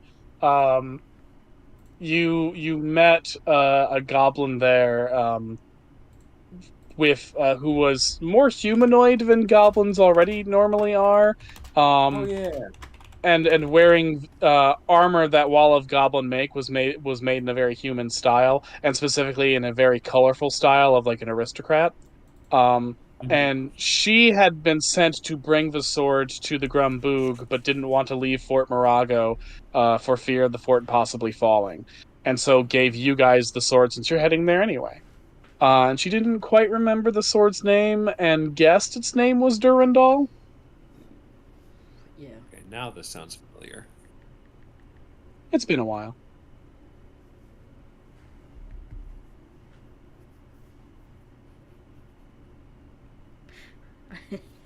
I have both of these artifacts on me on my character sheet, and my character's fine with it, but me as the player is going, oh shit. Hey. You're not in the Midgahheim campaign about the MacGuffin that people want to steal, so don't worry about it. They can just sit there and rot as far as I care. Okay. I'll sure. bring it up when they're relevant. I trust that.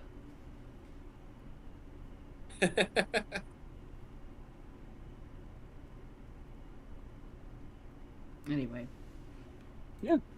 So you guys get out of the mausoleum. And to remind you of the situation in Fort Merlot, you know that the Baron that should be running things here has left with all of the really experienced good knights to go to Leonis for some reason.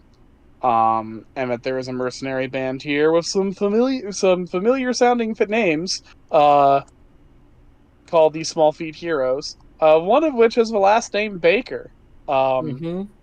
So there's some things to investigate about that situation if you're up for it. Yeah, Also, Brick the Squire seems sus. they're in the Win, That's fair. right? Yep, they are staying at the Win Inn. Probably a good idea to rest up after battle. Art looks a sudden haggardness beyond his normal means. He's just like, gotta get this done, I suppose.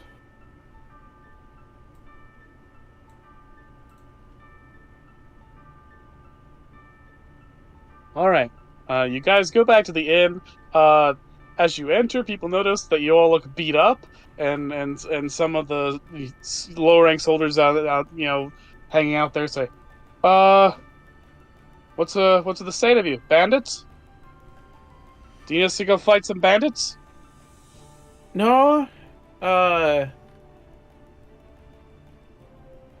a trial to prove ourselves. We proved ourselves.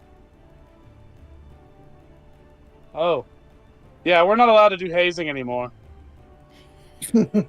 Well, like leans in. It was a ghost. They don't listen to rules that well.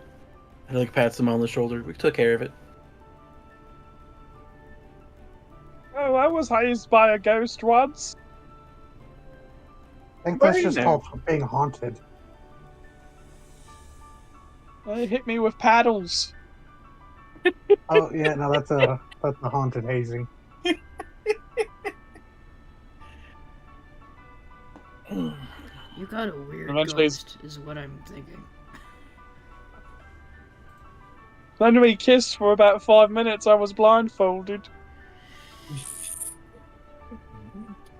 It's just going to turn and look at this guy like. Are you sure that was? Never mind. I'm not even gonna. Is his friend like also giving him a look like, dude? Everyone who overhears is giving this guy a look. You decide to move on from this conversation. No, let's stick with this. I'm fine leaving that comment thread where that is. And eventually, you spot these small feet heroes at a very large table, drinking and carousing and making merry as mercenaries are allowed to do when they're off of the clock. Mm-hmm.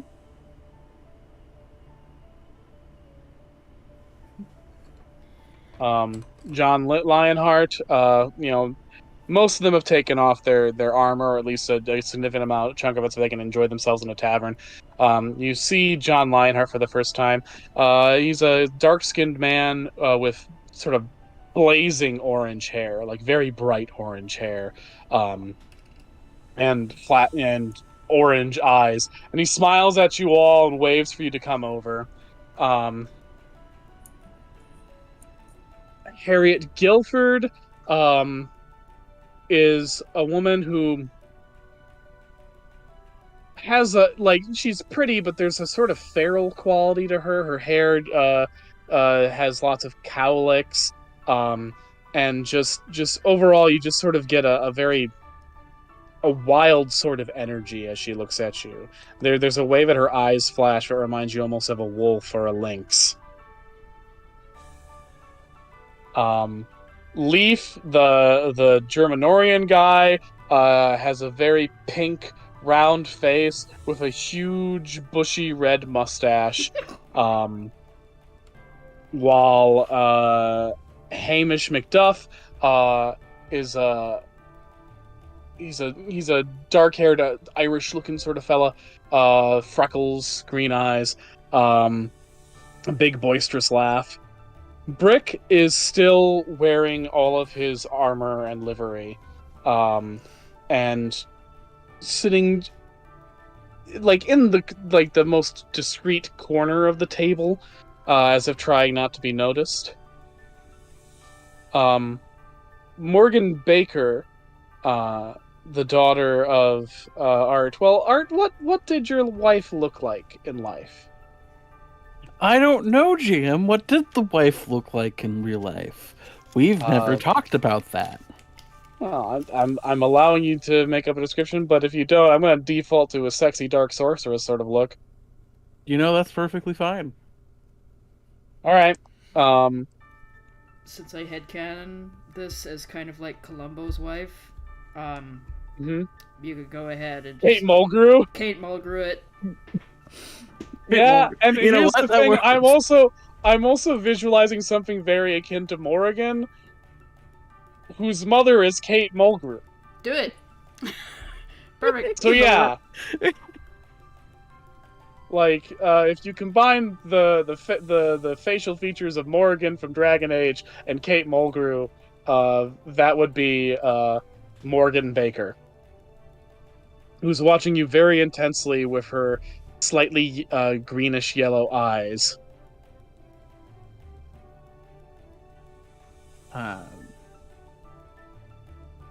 Once Art realizes he's being stared at, he's gonna wave a little sheepishly. Just be like, hi.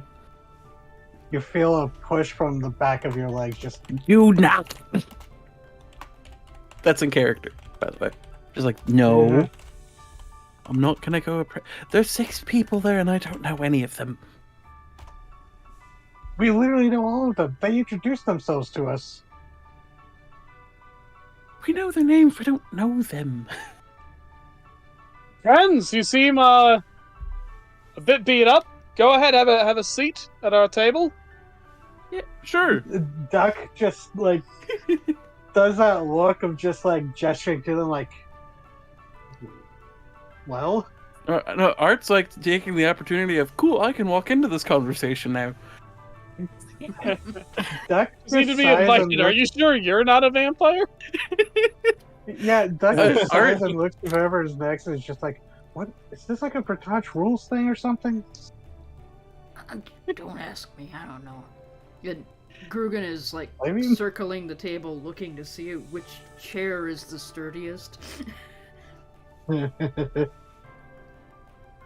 have to go get a barrel. They're all fairly sturdy. This is a place that has serviced many soldiers in the past, some of which came fresh off the battlefield in heavy plate armor. They've got some pretty well built chairs.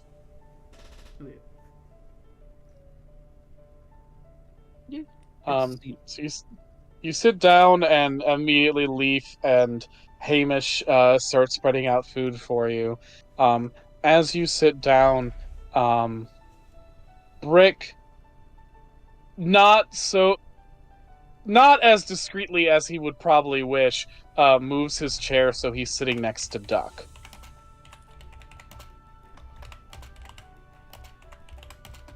Okay.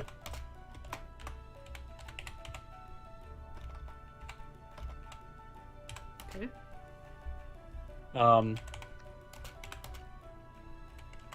So as you're eating at the table, John holds up a glass of wine to toast to you all and says, "So, you look worse for wear since we met at the gate. What's happened to the lot of you?"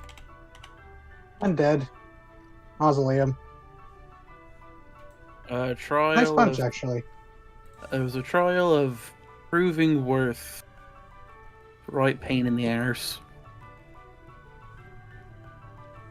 Burgundy, burgundy, burgundy, burgundy. Oh yeah, no, we took care of him. Oh, friggin'.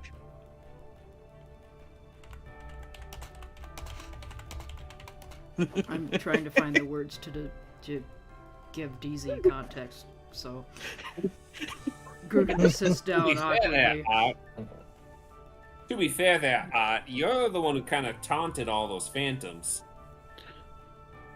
Well, yeah, it's a challenge. If you don't challenge people, you gotta do it. It's a thing.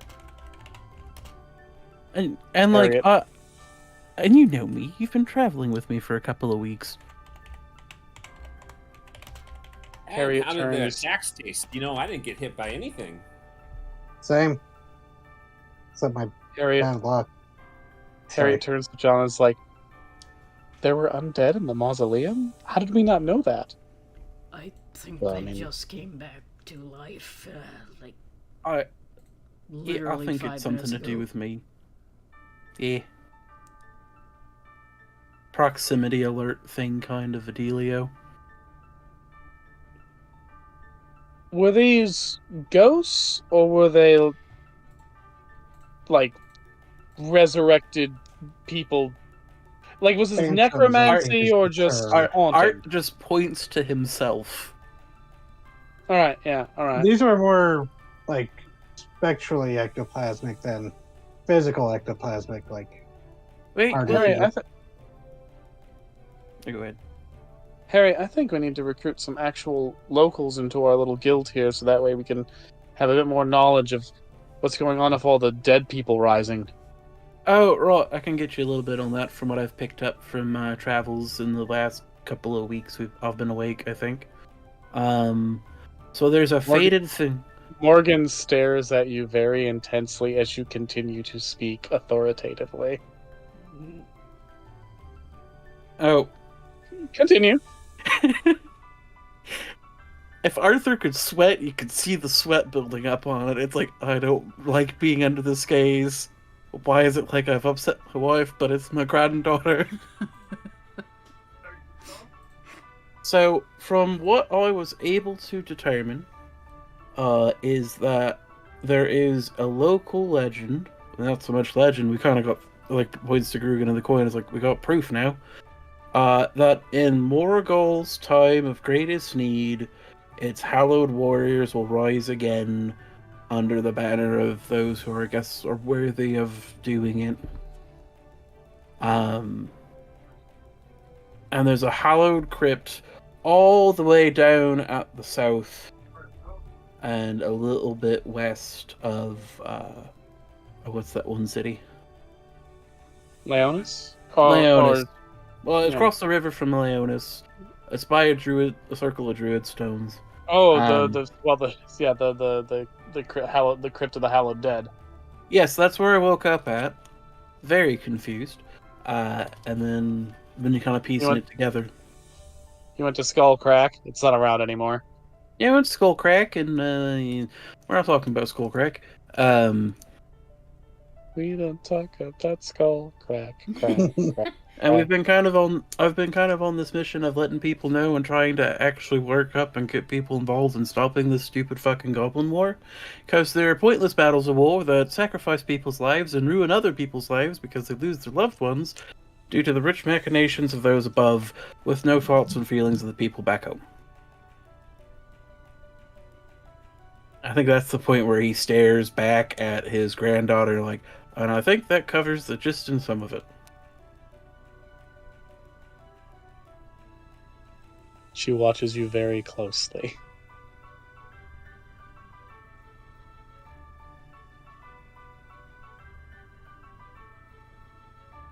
But when we went down to go check it out because we heard a noise, the fellas down in the crypt were asking about that kind of a thing and had a challenge, which was a fight. John pounds the table with his fist. We missed a chance to prove our honor. Damn it! It's all right. It's all right, John. We'll get other chances to be, prove that we're people of valor and shit. Yeah, it's the first time we've been near one and right under our noses. Damn. You'll get your chance, bud. No worries. I mean, we're the small feat heroes. We're not looking for external validation. No, we are looking for external validation, just not from kings. Well, do I look like a king in any kind of a thing? No. Well, like, you fought some ghosts and they were like, you're awesome. You get to be part of the holy mission. Damn! I want that. I bet you could trade Flavian seats. Holy shit, that's funny. Flavian would be like, yeah, give me like 1,000 hits. Selling the seats to the Holy War. Yeah, that's not a bad idea.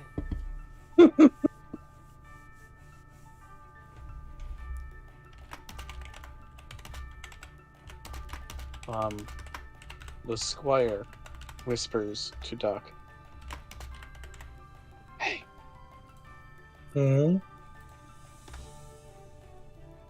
He goes to the glove on his hand and lifts it up so that you can see green skin underneath. Uh-huh. I kind of guessed that. Secret's safe with me. He kind of gives, like, squints at him, like, I literally unglamored in front of the whole town, but nods. Well, yeah. Oh shit, yeah, you did. I forgot that happened last session. Brick doesn't have to remember that. He's Brick. Yeah, he was in the back. Yeah. There we go. Likewise. You seem like you have a good group, though. They're very good. They know.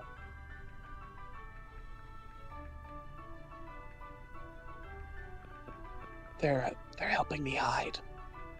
As he talks, you realize, he's got a very young voice. Probably roughly in like the 14, maybe 15-year-old range. Oh, and he said Duck with the tail, so you probably assume she's young too.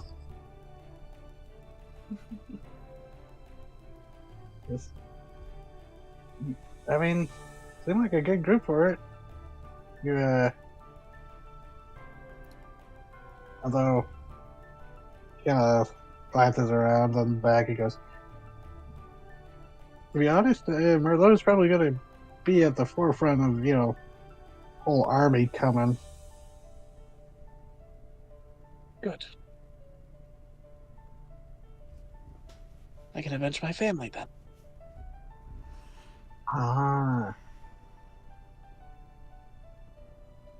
He looks at you and says, my real name's Brick-a-Brack. I had a feeling it was going to be something like that. Good classical name. Is your name really Duck? Yes, actually. Good classical name, too. I like your duck helmet. Thanks, I stole it myself. But she did. She stole this off of the first rawhead we found. Jeez. Oh. Did your town get raised too? No, I'm actually an exile from Fairyland. As far as I know, my hometown's still intact. It's Oh, so you were born in Fairyland? then I made some mistakes. Some blame was shifted onto me, some of which was unfounded, but some of it was. So, oftentimes they're just like, you know what, just have the humans deal with you. Get out of here. Were you a steward? Or a maid? No. I was military. Oh. So you probably have a lot of fighting experience. Sometimes probably more than I would, probably should. But yeah, I don't. Sir John is teaching me how to fight. I have some goblin weapons, but I've been learning human weapons, and he's taught me about Black Knight codes and how we're supposed to create poetry. Have you created poetry?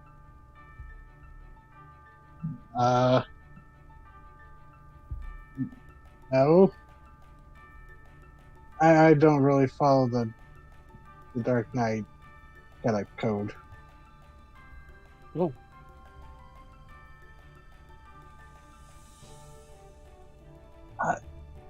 Duck's just slowly like she's feeling awkward because it's like this is an impressionable youth that she's like, oh no, I am not a role model. No, what are you doing, kid? But she goes,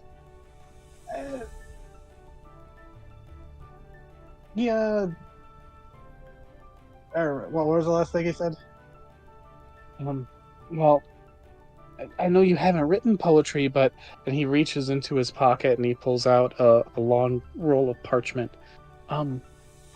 You're a fighter. Can you tell me if this sounds like heroic in a goblin way? Sure.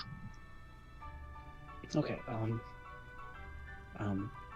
Mark where you stand, victory's at hand, for I shall fight. Evil will fall, so stand proud and tall, for all is right. I'll ride swift and fast and fight to the last. All sorrow and pain is past. Right here, right now, I swear to this vow, prove my worth as a knight. There's gonna be more, but that's what I've got. So, to my ear, this feels very human, but to Dex, It's does so this sound- human. It is so human. It is not a goblin song. He goes, well, you get. Can I just be perfectly honest? And I mean this in like in a constructive, critiquing way. The humans will like it, and it's, it's good, but it's not very goblin-y.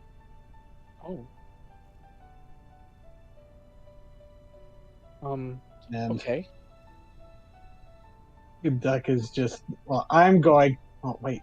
She says that, how would she describe it as being what would she describe as goblin? And now I'm blanking There's gotta be more violence. Goblins aren't necessarily more violent than humans, but they love rowdy. violence and like crudeness in their media. Goblins love stories that are like slasher movies in terms of just being like celebrations of excess. Gratuitous. Yeah, like Um, if there's a trend in medieval literature in general in the real world of it just being filled with like blood, violence, and high emotions and sex and shit, and goblins would take that to an extreme. You know, they love the scenes of knights bashing in people's heads with swords and slicing horses in half. yeah, so it's a very good for, around the noble humans, but for goblins, it's maybe you could spice it up with a little more vivid imagery. Okay, like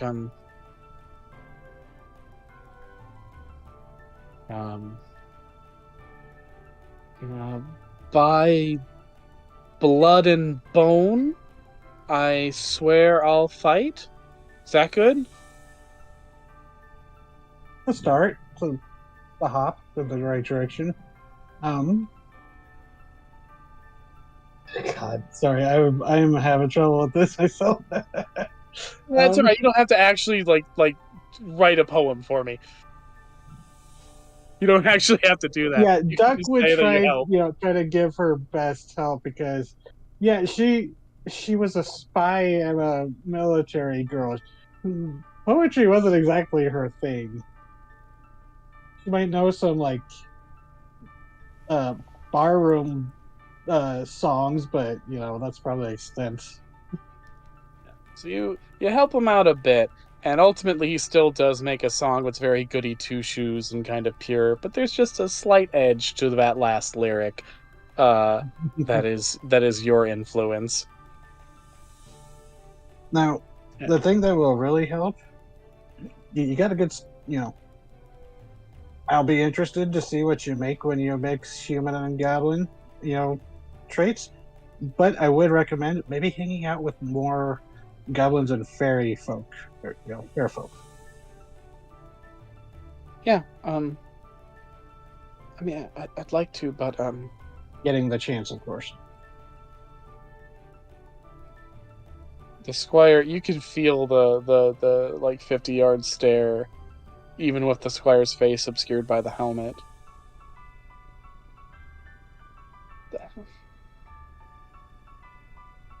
It's just Yeah, that was I don't have a home to return to anymore. No, I feel that. My hometown isn't gone, but I can never go back either. And these knights are the first people I met who took me in, and I don't want to give up on my culture, but I also want to learn what they're about, because I like this idea of being a hero for the people,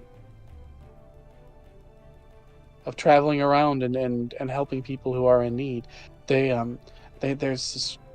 call mercenaries Black Knights because there was this Black Knight, this knight in black armor who went around and helped people, and I want to be like that, so that there aren't other people who watch their home get burned. And Doc will reach over, kind of give him a comforting pat on the shoulder, and go, for a while I just kind of roamed around stealing, hanging out with some, kind of lowers her voice, some fairly deplorable people, I'll be honest. Great fun and all, but would not trust them to, be very trustworthy. Badly put, but you know what I mean. But the thing is, actually, until she gestures to the rest of the group, like Art getting grilled by his granddaughter, but just she hasn't even started questioning him yet. She's just like glaring at him. Yeah, like that kind of went as like sympathetic. It was like, oh, poor guy, he's in for it.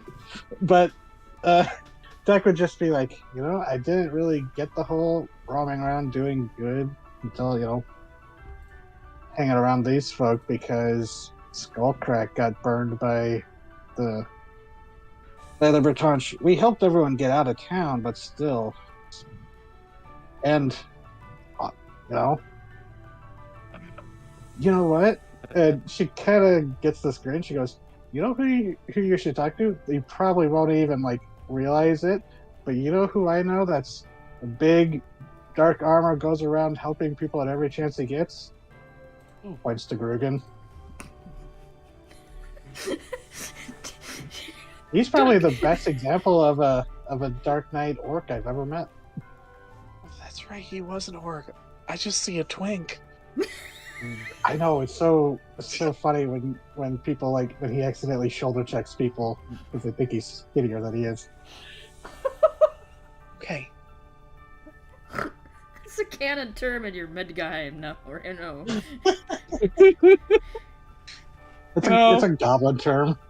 There's elevators have been invented by this point. There's a printing press. It wouldn't be the only anachronism, is the point. Oh god. There's a gun floating around somewhere. Yeah. That we never used.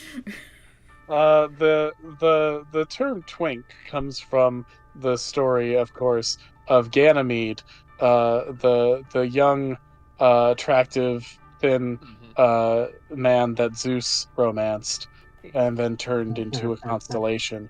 Ever since young, thin, gay men are called twinks because they are twinkling stars in the sky.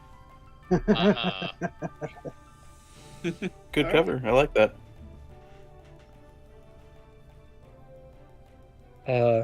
Brick nods, says, "Thank you. I'm gonna go talk to them right now."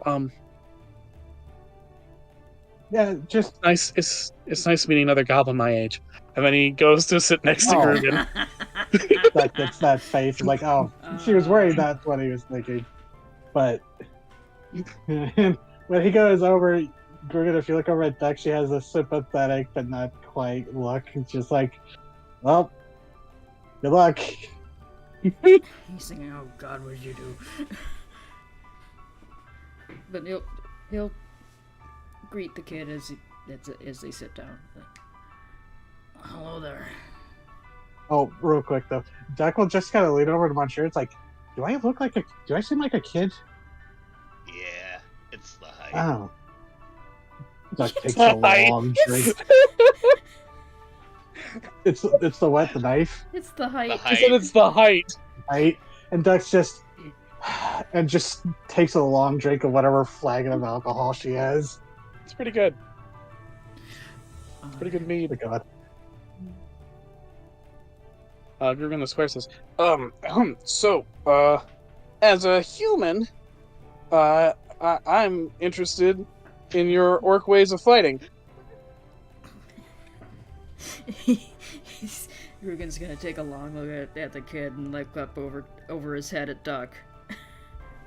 She's still going with the alcohol. The long drink.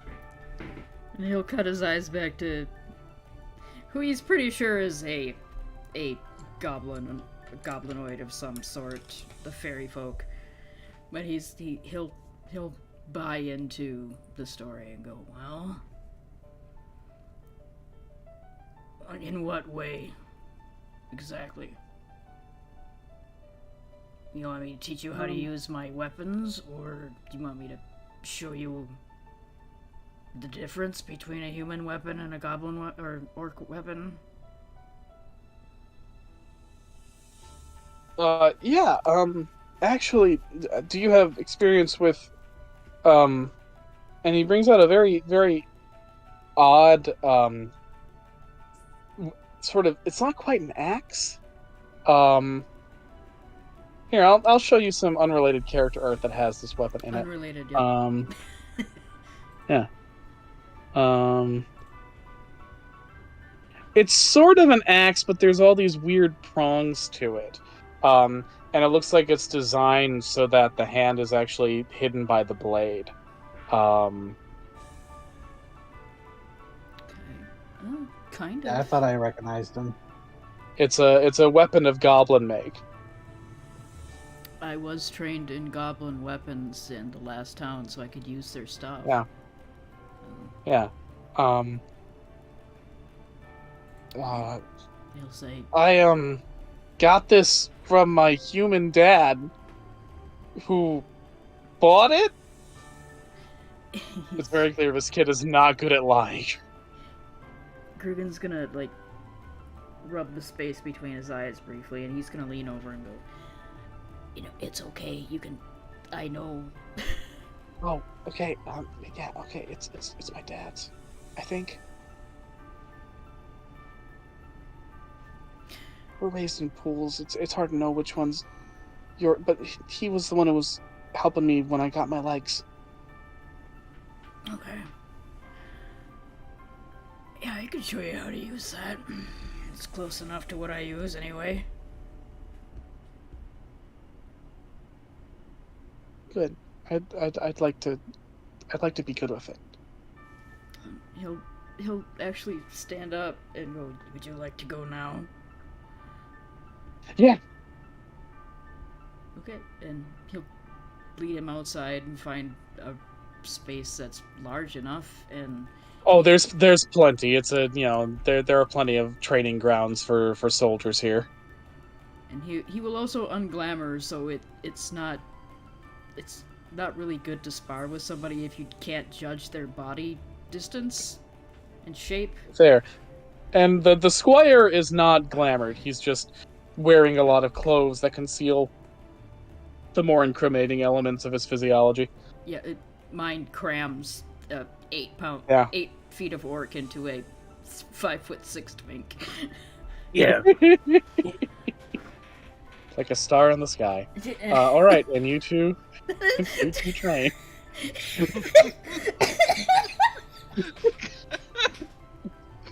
That came out wrong in every conceivable way. Oh my god. Okay. Yeah, I'll teach him how to use this. Excellent. And as you do that, Morgan is staring intensely at Art. I guess at some point, Art stares intensely back.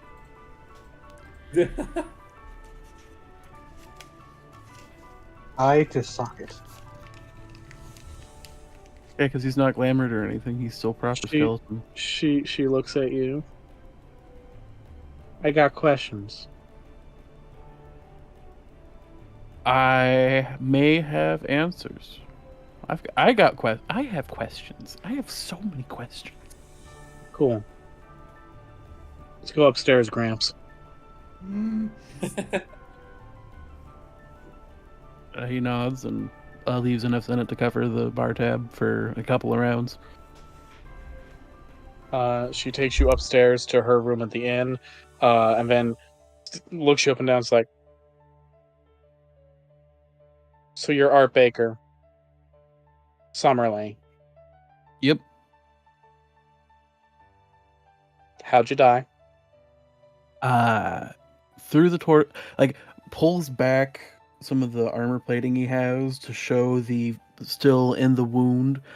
It was a piker from the Francane side. Poor kid died, so I got a better blow on him. Sword through the throat right here at the bottom. He choked out minutes. It took me hours. Died on the battlefield just outside of... I'm looking at the map real quick, hold on. I think I remember where I died. Just north of Morbriere and the Bramblewood, somewhere in between. And you got buried here? Or were you just left to rot on the field? I woke up... What I told at the table is true. I woke up in the Crypt of the Hallowed Dead, so I at least got an honorable bury. I don't know if it was under my own name. I didn't stay long enough to look. They mistook you for one of their own. Must have. There was a lot of us dead, to be fair. She averts her gaze for a moment. The whole situation still feeling very awkward. She's like, Grams talks about you a lot. I mean, not like a daily thing or anything, but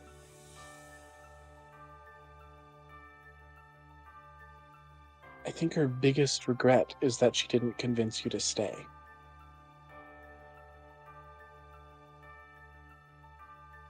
I think at this point, because IRL Grayson's about to start crying. I'm so sorry. Start crying. And like it's almost just an involuntary, he doesn't recognize it. It took me about 2 hours to be in this place to immediately regret my decision. And like, this is going to sound bad, but we didn't know at the time. I didn't even know I had a kid. I didn't know a granddaughter implies at least one. I have a child whose life is probably fucking gone by now. No. Dad's still around. It's old. I hope so. If he was born when I died, it'd be 50 fucking years from now. He's expecting me to settle down, but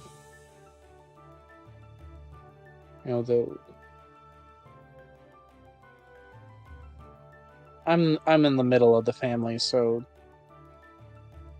I feel I'm allowed to be a little loose and fancy free. We've already got an heir to make sure that the house stays in the family line, and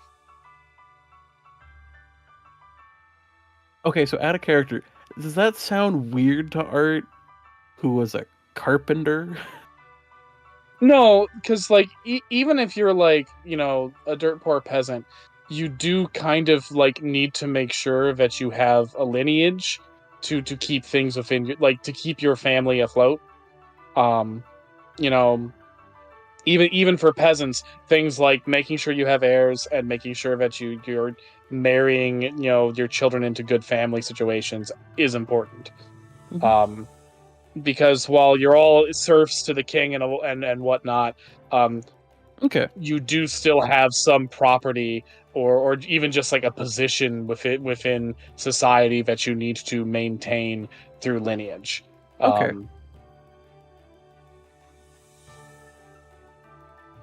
Okay, that's cool. I just wanted to make sure. But what you do glean from this is that apparently your one son got busy because he has multiple kids. How many grandkids do I have? 7. Oh, that's a lot. Oh, like Art goes for the nearest chair and like leans down, and it's like, oh no, oh no. I'm the fourth child, third daughter. Fourth, okay. Third daughter, fourth child. I'm a little unconventional with my birth, so fourth child. There's no difference between the boys and the girls. You're very clearly kicking ass and taking names, which I think is the most important thing here to take aware of. I'm so fucking proud of you. And like, there's a spark in her eye when you say that, because even though she doesn't really know you, she has built up an idea of her grandpa in her head based on what her grandma has told her. And hearing that from her grandpa's ghost does just strike this sort of nostalgic child's core for connection with this part of the family that has seemingly been lost till now. Great. I was aiming for that. Out of character. In character is just like, I'm like, 7 kids? Oh, I wow. Like, it took me a hot second while we were fighting those ghosts down in the mausoleum to be processing the fact that my wife's still alive. But if anybody was going to do it, was going to be her.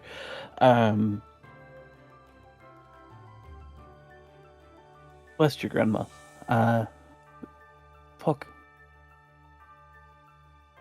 So you're running around doing stuff, doing the good fight, being careful. I hope you don't You don't want these, he says, gesturing to the various wounds and marks he's still got on his body. But I'm proud of you. Genuinely. You chose to do your own thing, you didn't let other people do it.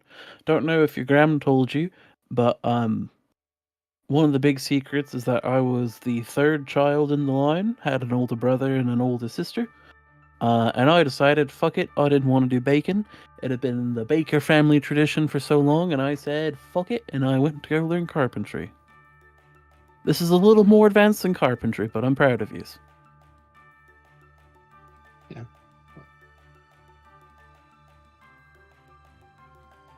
And like, she's trying to put on a brave face, but the tears are beginning to fall. And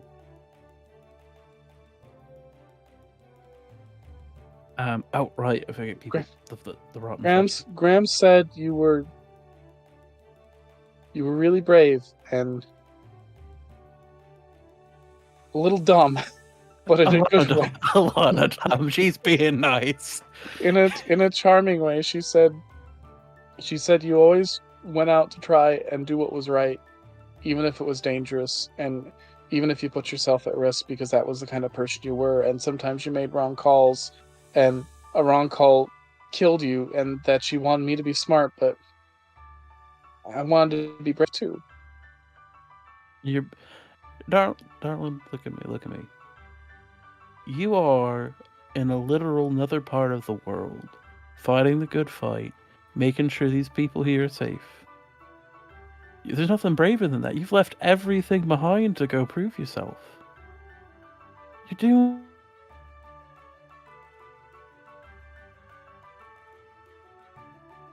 great.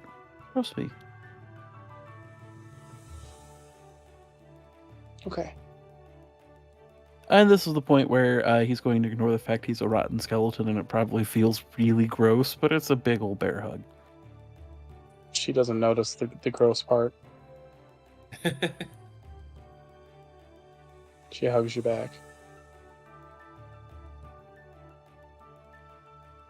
Do you know how long this is going to last? No. That's the problem. So, all resurrected to prevent, in theory, up until the literal battle in the pit of death outside, to, warn everybody to stop the Goblin War, yada yada yada. I think things may have taken a turn for something greater, and I don't catch on fire when I go into temples. So I don't know, but we'll find out. And if there's any chance, and he puts this and has that deathly serious stare, if there's any chance I can come back, even as a rotten, smelly, stinking corpse, just to be able to say goodbye, I will. She thinks about it. Do you still have? Do you have the ring that you and Grams when you were married? Because if I can't bring you back, I want to bring her back something. He smiles and pulls off the glove to find, I'd like to say, an oddly pristine ring on his finger. Oh, absolutely. Absolutely unnaturally pristine and untarnished. Here. And he puts the ring in her hand. 100%. Now, I need you to do me a favor. And I don't know how soon you're going to be staying, but I think we're crashing here for the night. He reaches into his pocket and he pulls out... this might be a little anachronistic and you can kick my ass later for it. But a series of envelopes ranging from things that he's picked up in the last couple of towns to things that looked like he was buried with them. Mm-hmm. No, that's there were equivalents of envelopes. Yeah. And he puts them in his hand. So I started writing these as I was doing my final march. And then when I've started this new one, they're for your grandmom. I now have to go write 1, 2, 3, 4, 5, 6, 7, 8. At least 8 more letters 'Cause I'm gonna give you a letter, because like I feel like that wouldn't be fair if I didn't give you one and all of the other grandkids got one. Okay.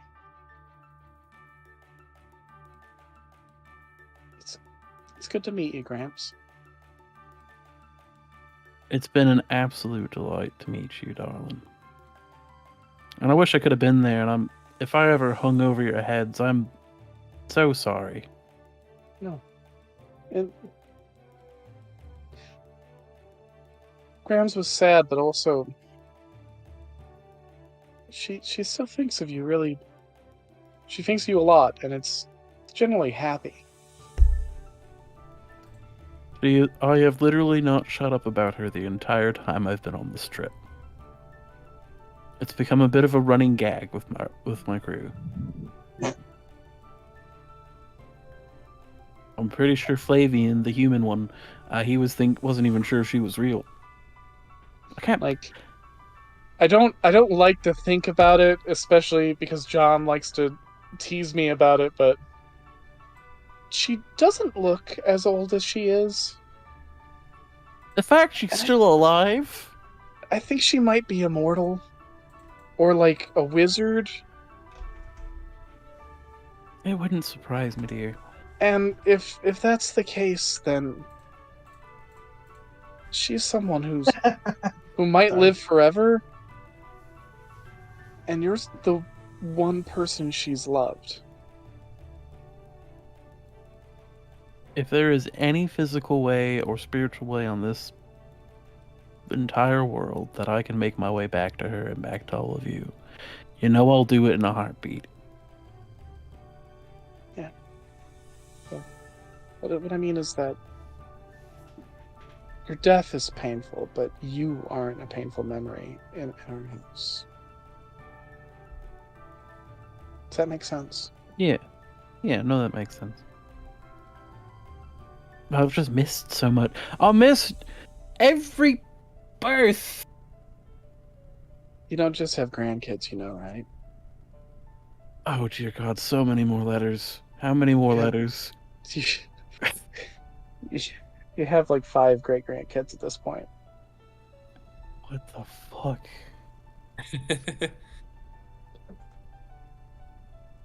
No, don't get me wrong. Fucking stoked. But I went from I have a wife that may or may not be alive in another country to I have full of great grandkids. Yeah.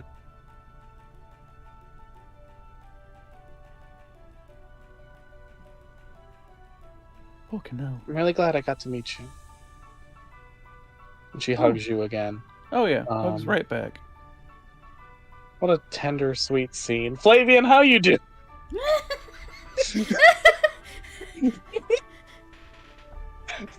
Flavian is drinking, I guess, with the others. And trying to talk up what they've done, some sort of money-making scheme, that sort of stuff.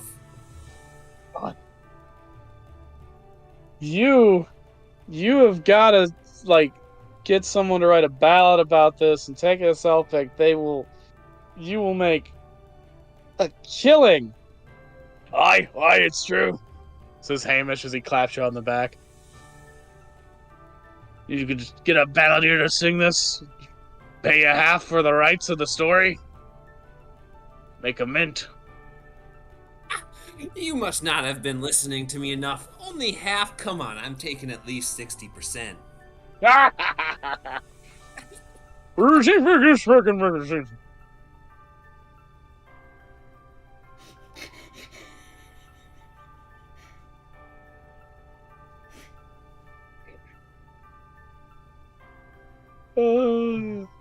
Nobody And knows how to we- respond to him. You just do it like you do it talking to Chewbacca in Star Wars. Yeah.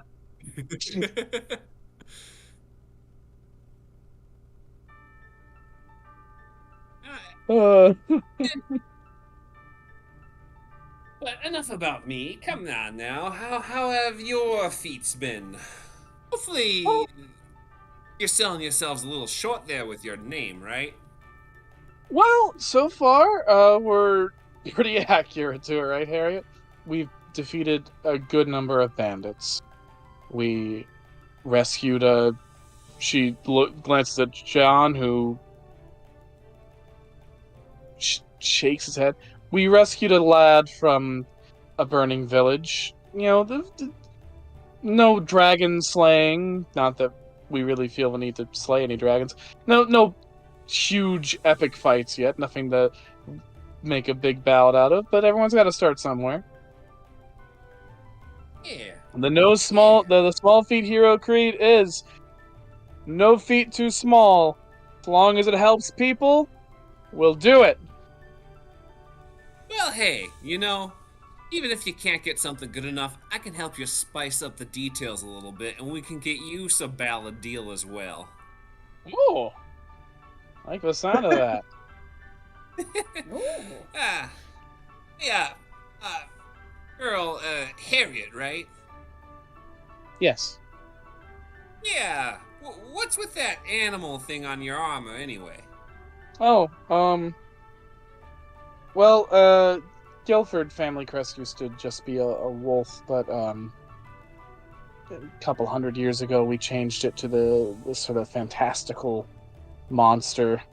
I think it might have been like a custom chimera of the house or something.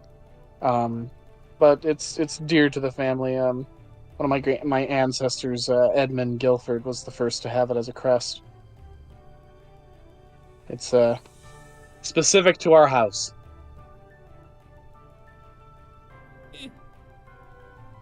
Interesting. That's got some flavor to it. Yeah. But you know, you might want to think about spicing up the story behind it a little bit more. That's a little plain, what you presented to me right now. Okay, it was like my ancestor's pet. Does that work? Edmund. Yeah. You gotta think a little bit more. That's okay. We can workshop it. I don't wanna get Edmund ahead of didn't tell his myself. family. It might have been his pet, you know. Wasn't there that one book you read where that said that he was a shapeshifter? Oh, come on. You can't rely on that. That was written before the printing press. Everyone fills things of bullshit back then. I mean, people do turn into animals, though. Yeah, wizards. Shapeshifting Edmund Guilford inheritable- was just a guy. Shapeshifting inheritable. She opens her mouth to say something, and Sub's like, I think it is. Well, it depends. Like a werewolf, you can inherit it, but I don't know if like turning into like a more chimeric monster is. I think that's wizard stuff. Yeah, it feels like wizard stuff. Well, is being a wizard inheritable? I'm not actually sure. But you know, Both Harriet and John sit in thought for a moment. it could skip someone too. You know, my old man apparently he's a paragon and all, and I didn't get that. Bastard. Old man's a paragon? Oh yeah, he's a paragon. You've heard of him. We have? What's your old man's Gosh. name? Slightly sloshed. Yeah, Just spill the beans, Fabian. George Goston II. Holy shit! That ass? I mean, that man, that good honorable man. No, I called him a bastard. He owes me. Okay, good, because I want to talk You know? so much shit. And then they both look. He has been a thorn in our respective family sides for literal generations. No offense to you. None taken. You know that bastard? He knocks up my old ma, and then he He just put the sword ditches to her. Flavian's mom. Yeah, well, like our ancestor, like my ancestor, Jack Giant Slayer and Leonie Leonhard, they were friends with George Garston I. Yeah, Edmund Guilford was his squire for a time. Well, not squire technically, but the apprentice. Close Oh, for friends. real? Soon as he kicked the bucket, George Garson II immediately started heading the effort to undercut our houses in the aristocracy of Anglo-Sax. Yeah. So he owes you too. He never liked Edmund. He hated Edmund, and that's why he's taken out on my family ever since. He's been like a plague on both our houses. It's horrible. Yeah, it is horrible. He's a horrible man. He's a rat bastard. Yes. I shot him with an arrow when we were fighting in, what's the town again? No, it wasn't Relacon. It was Mellenbury. I shot him with an arrow when we were in Mellenbury. Got a good hit on him too. And Fuck then yeah! You won't believe She it, but clinked you her know, glass. you see that armor Grugan's been wearing around? Grugan still wears it, right?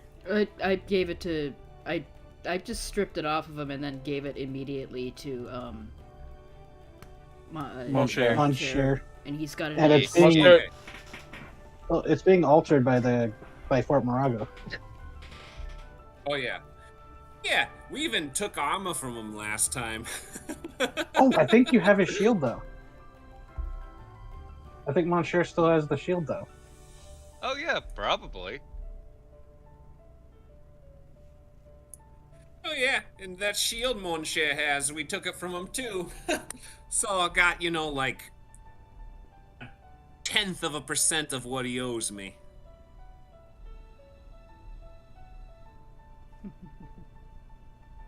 Well, I hope you kick your dad's ass. And if you don't, we fucking will. Don't worry, No. we plan to kill him.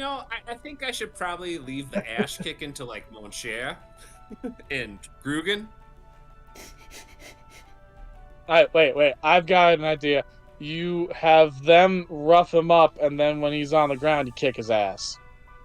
Isn't that dishonorable, John? Fuck it, we're mercenaries. We're allowed to kick below the belt. He's an asshole. Yeah, I like it. I like it. Yeah. Yeah. Plus, if a parent won't honor the child shouldn't honor the parent. Yeah! What she Basic says. science. Give him a good hit Everyone- from my ma, too. The entire table cheers to the thought of kicking George Garson II's ass. And we're pretty close to Cinderella Hour, right, Shady?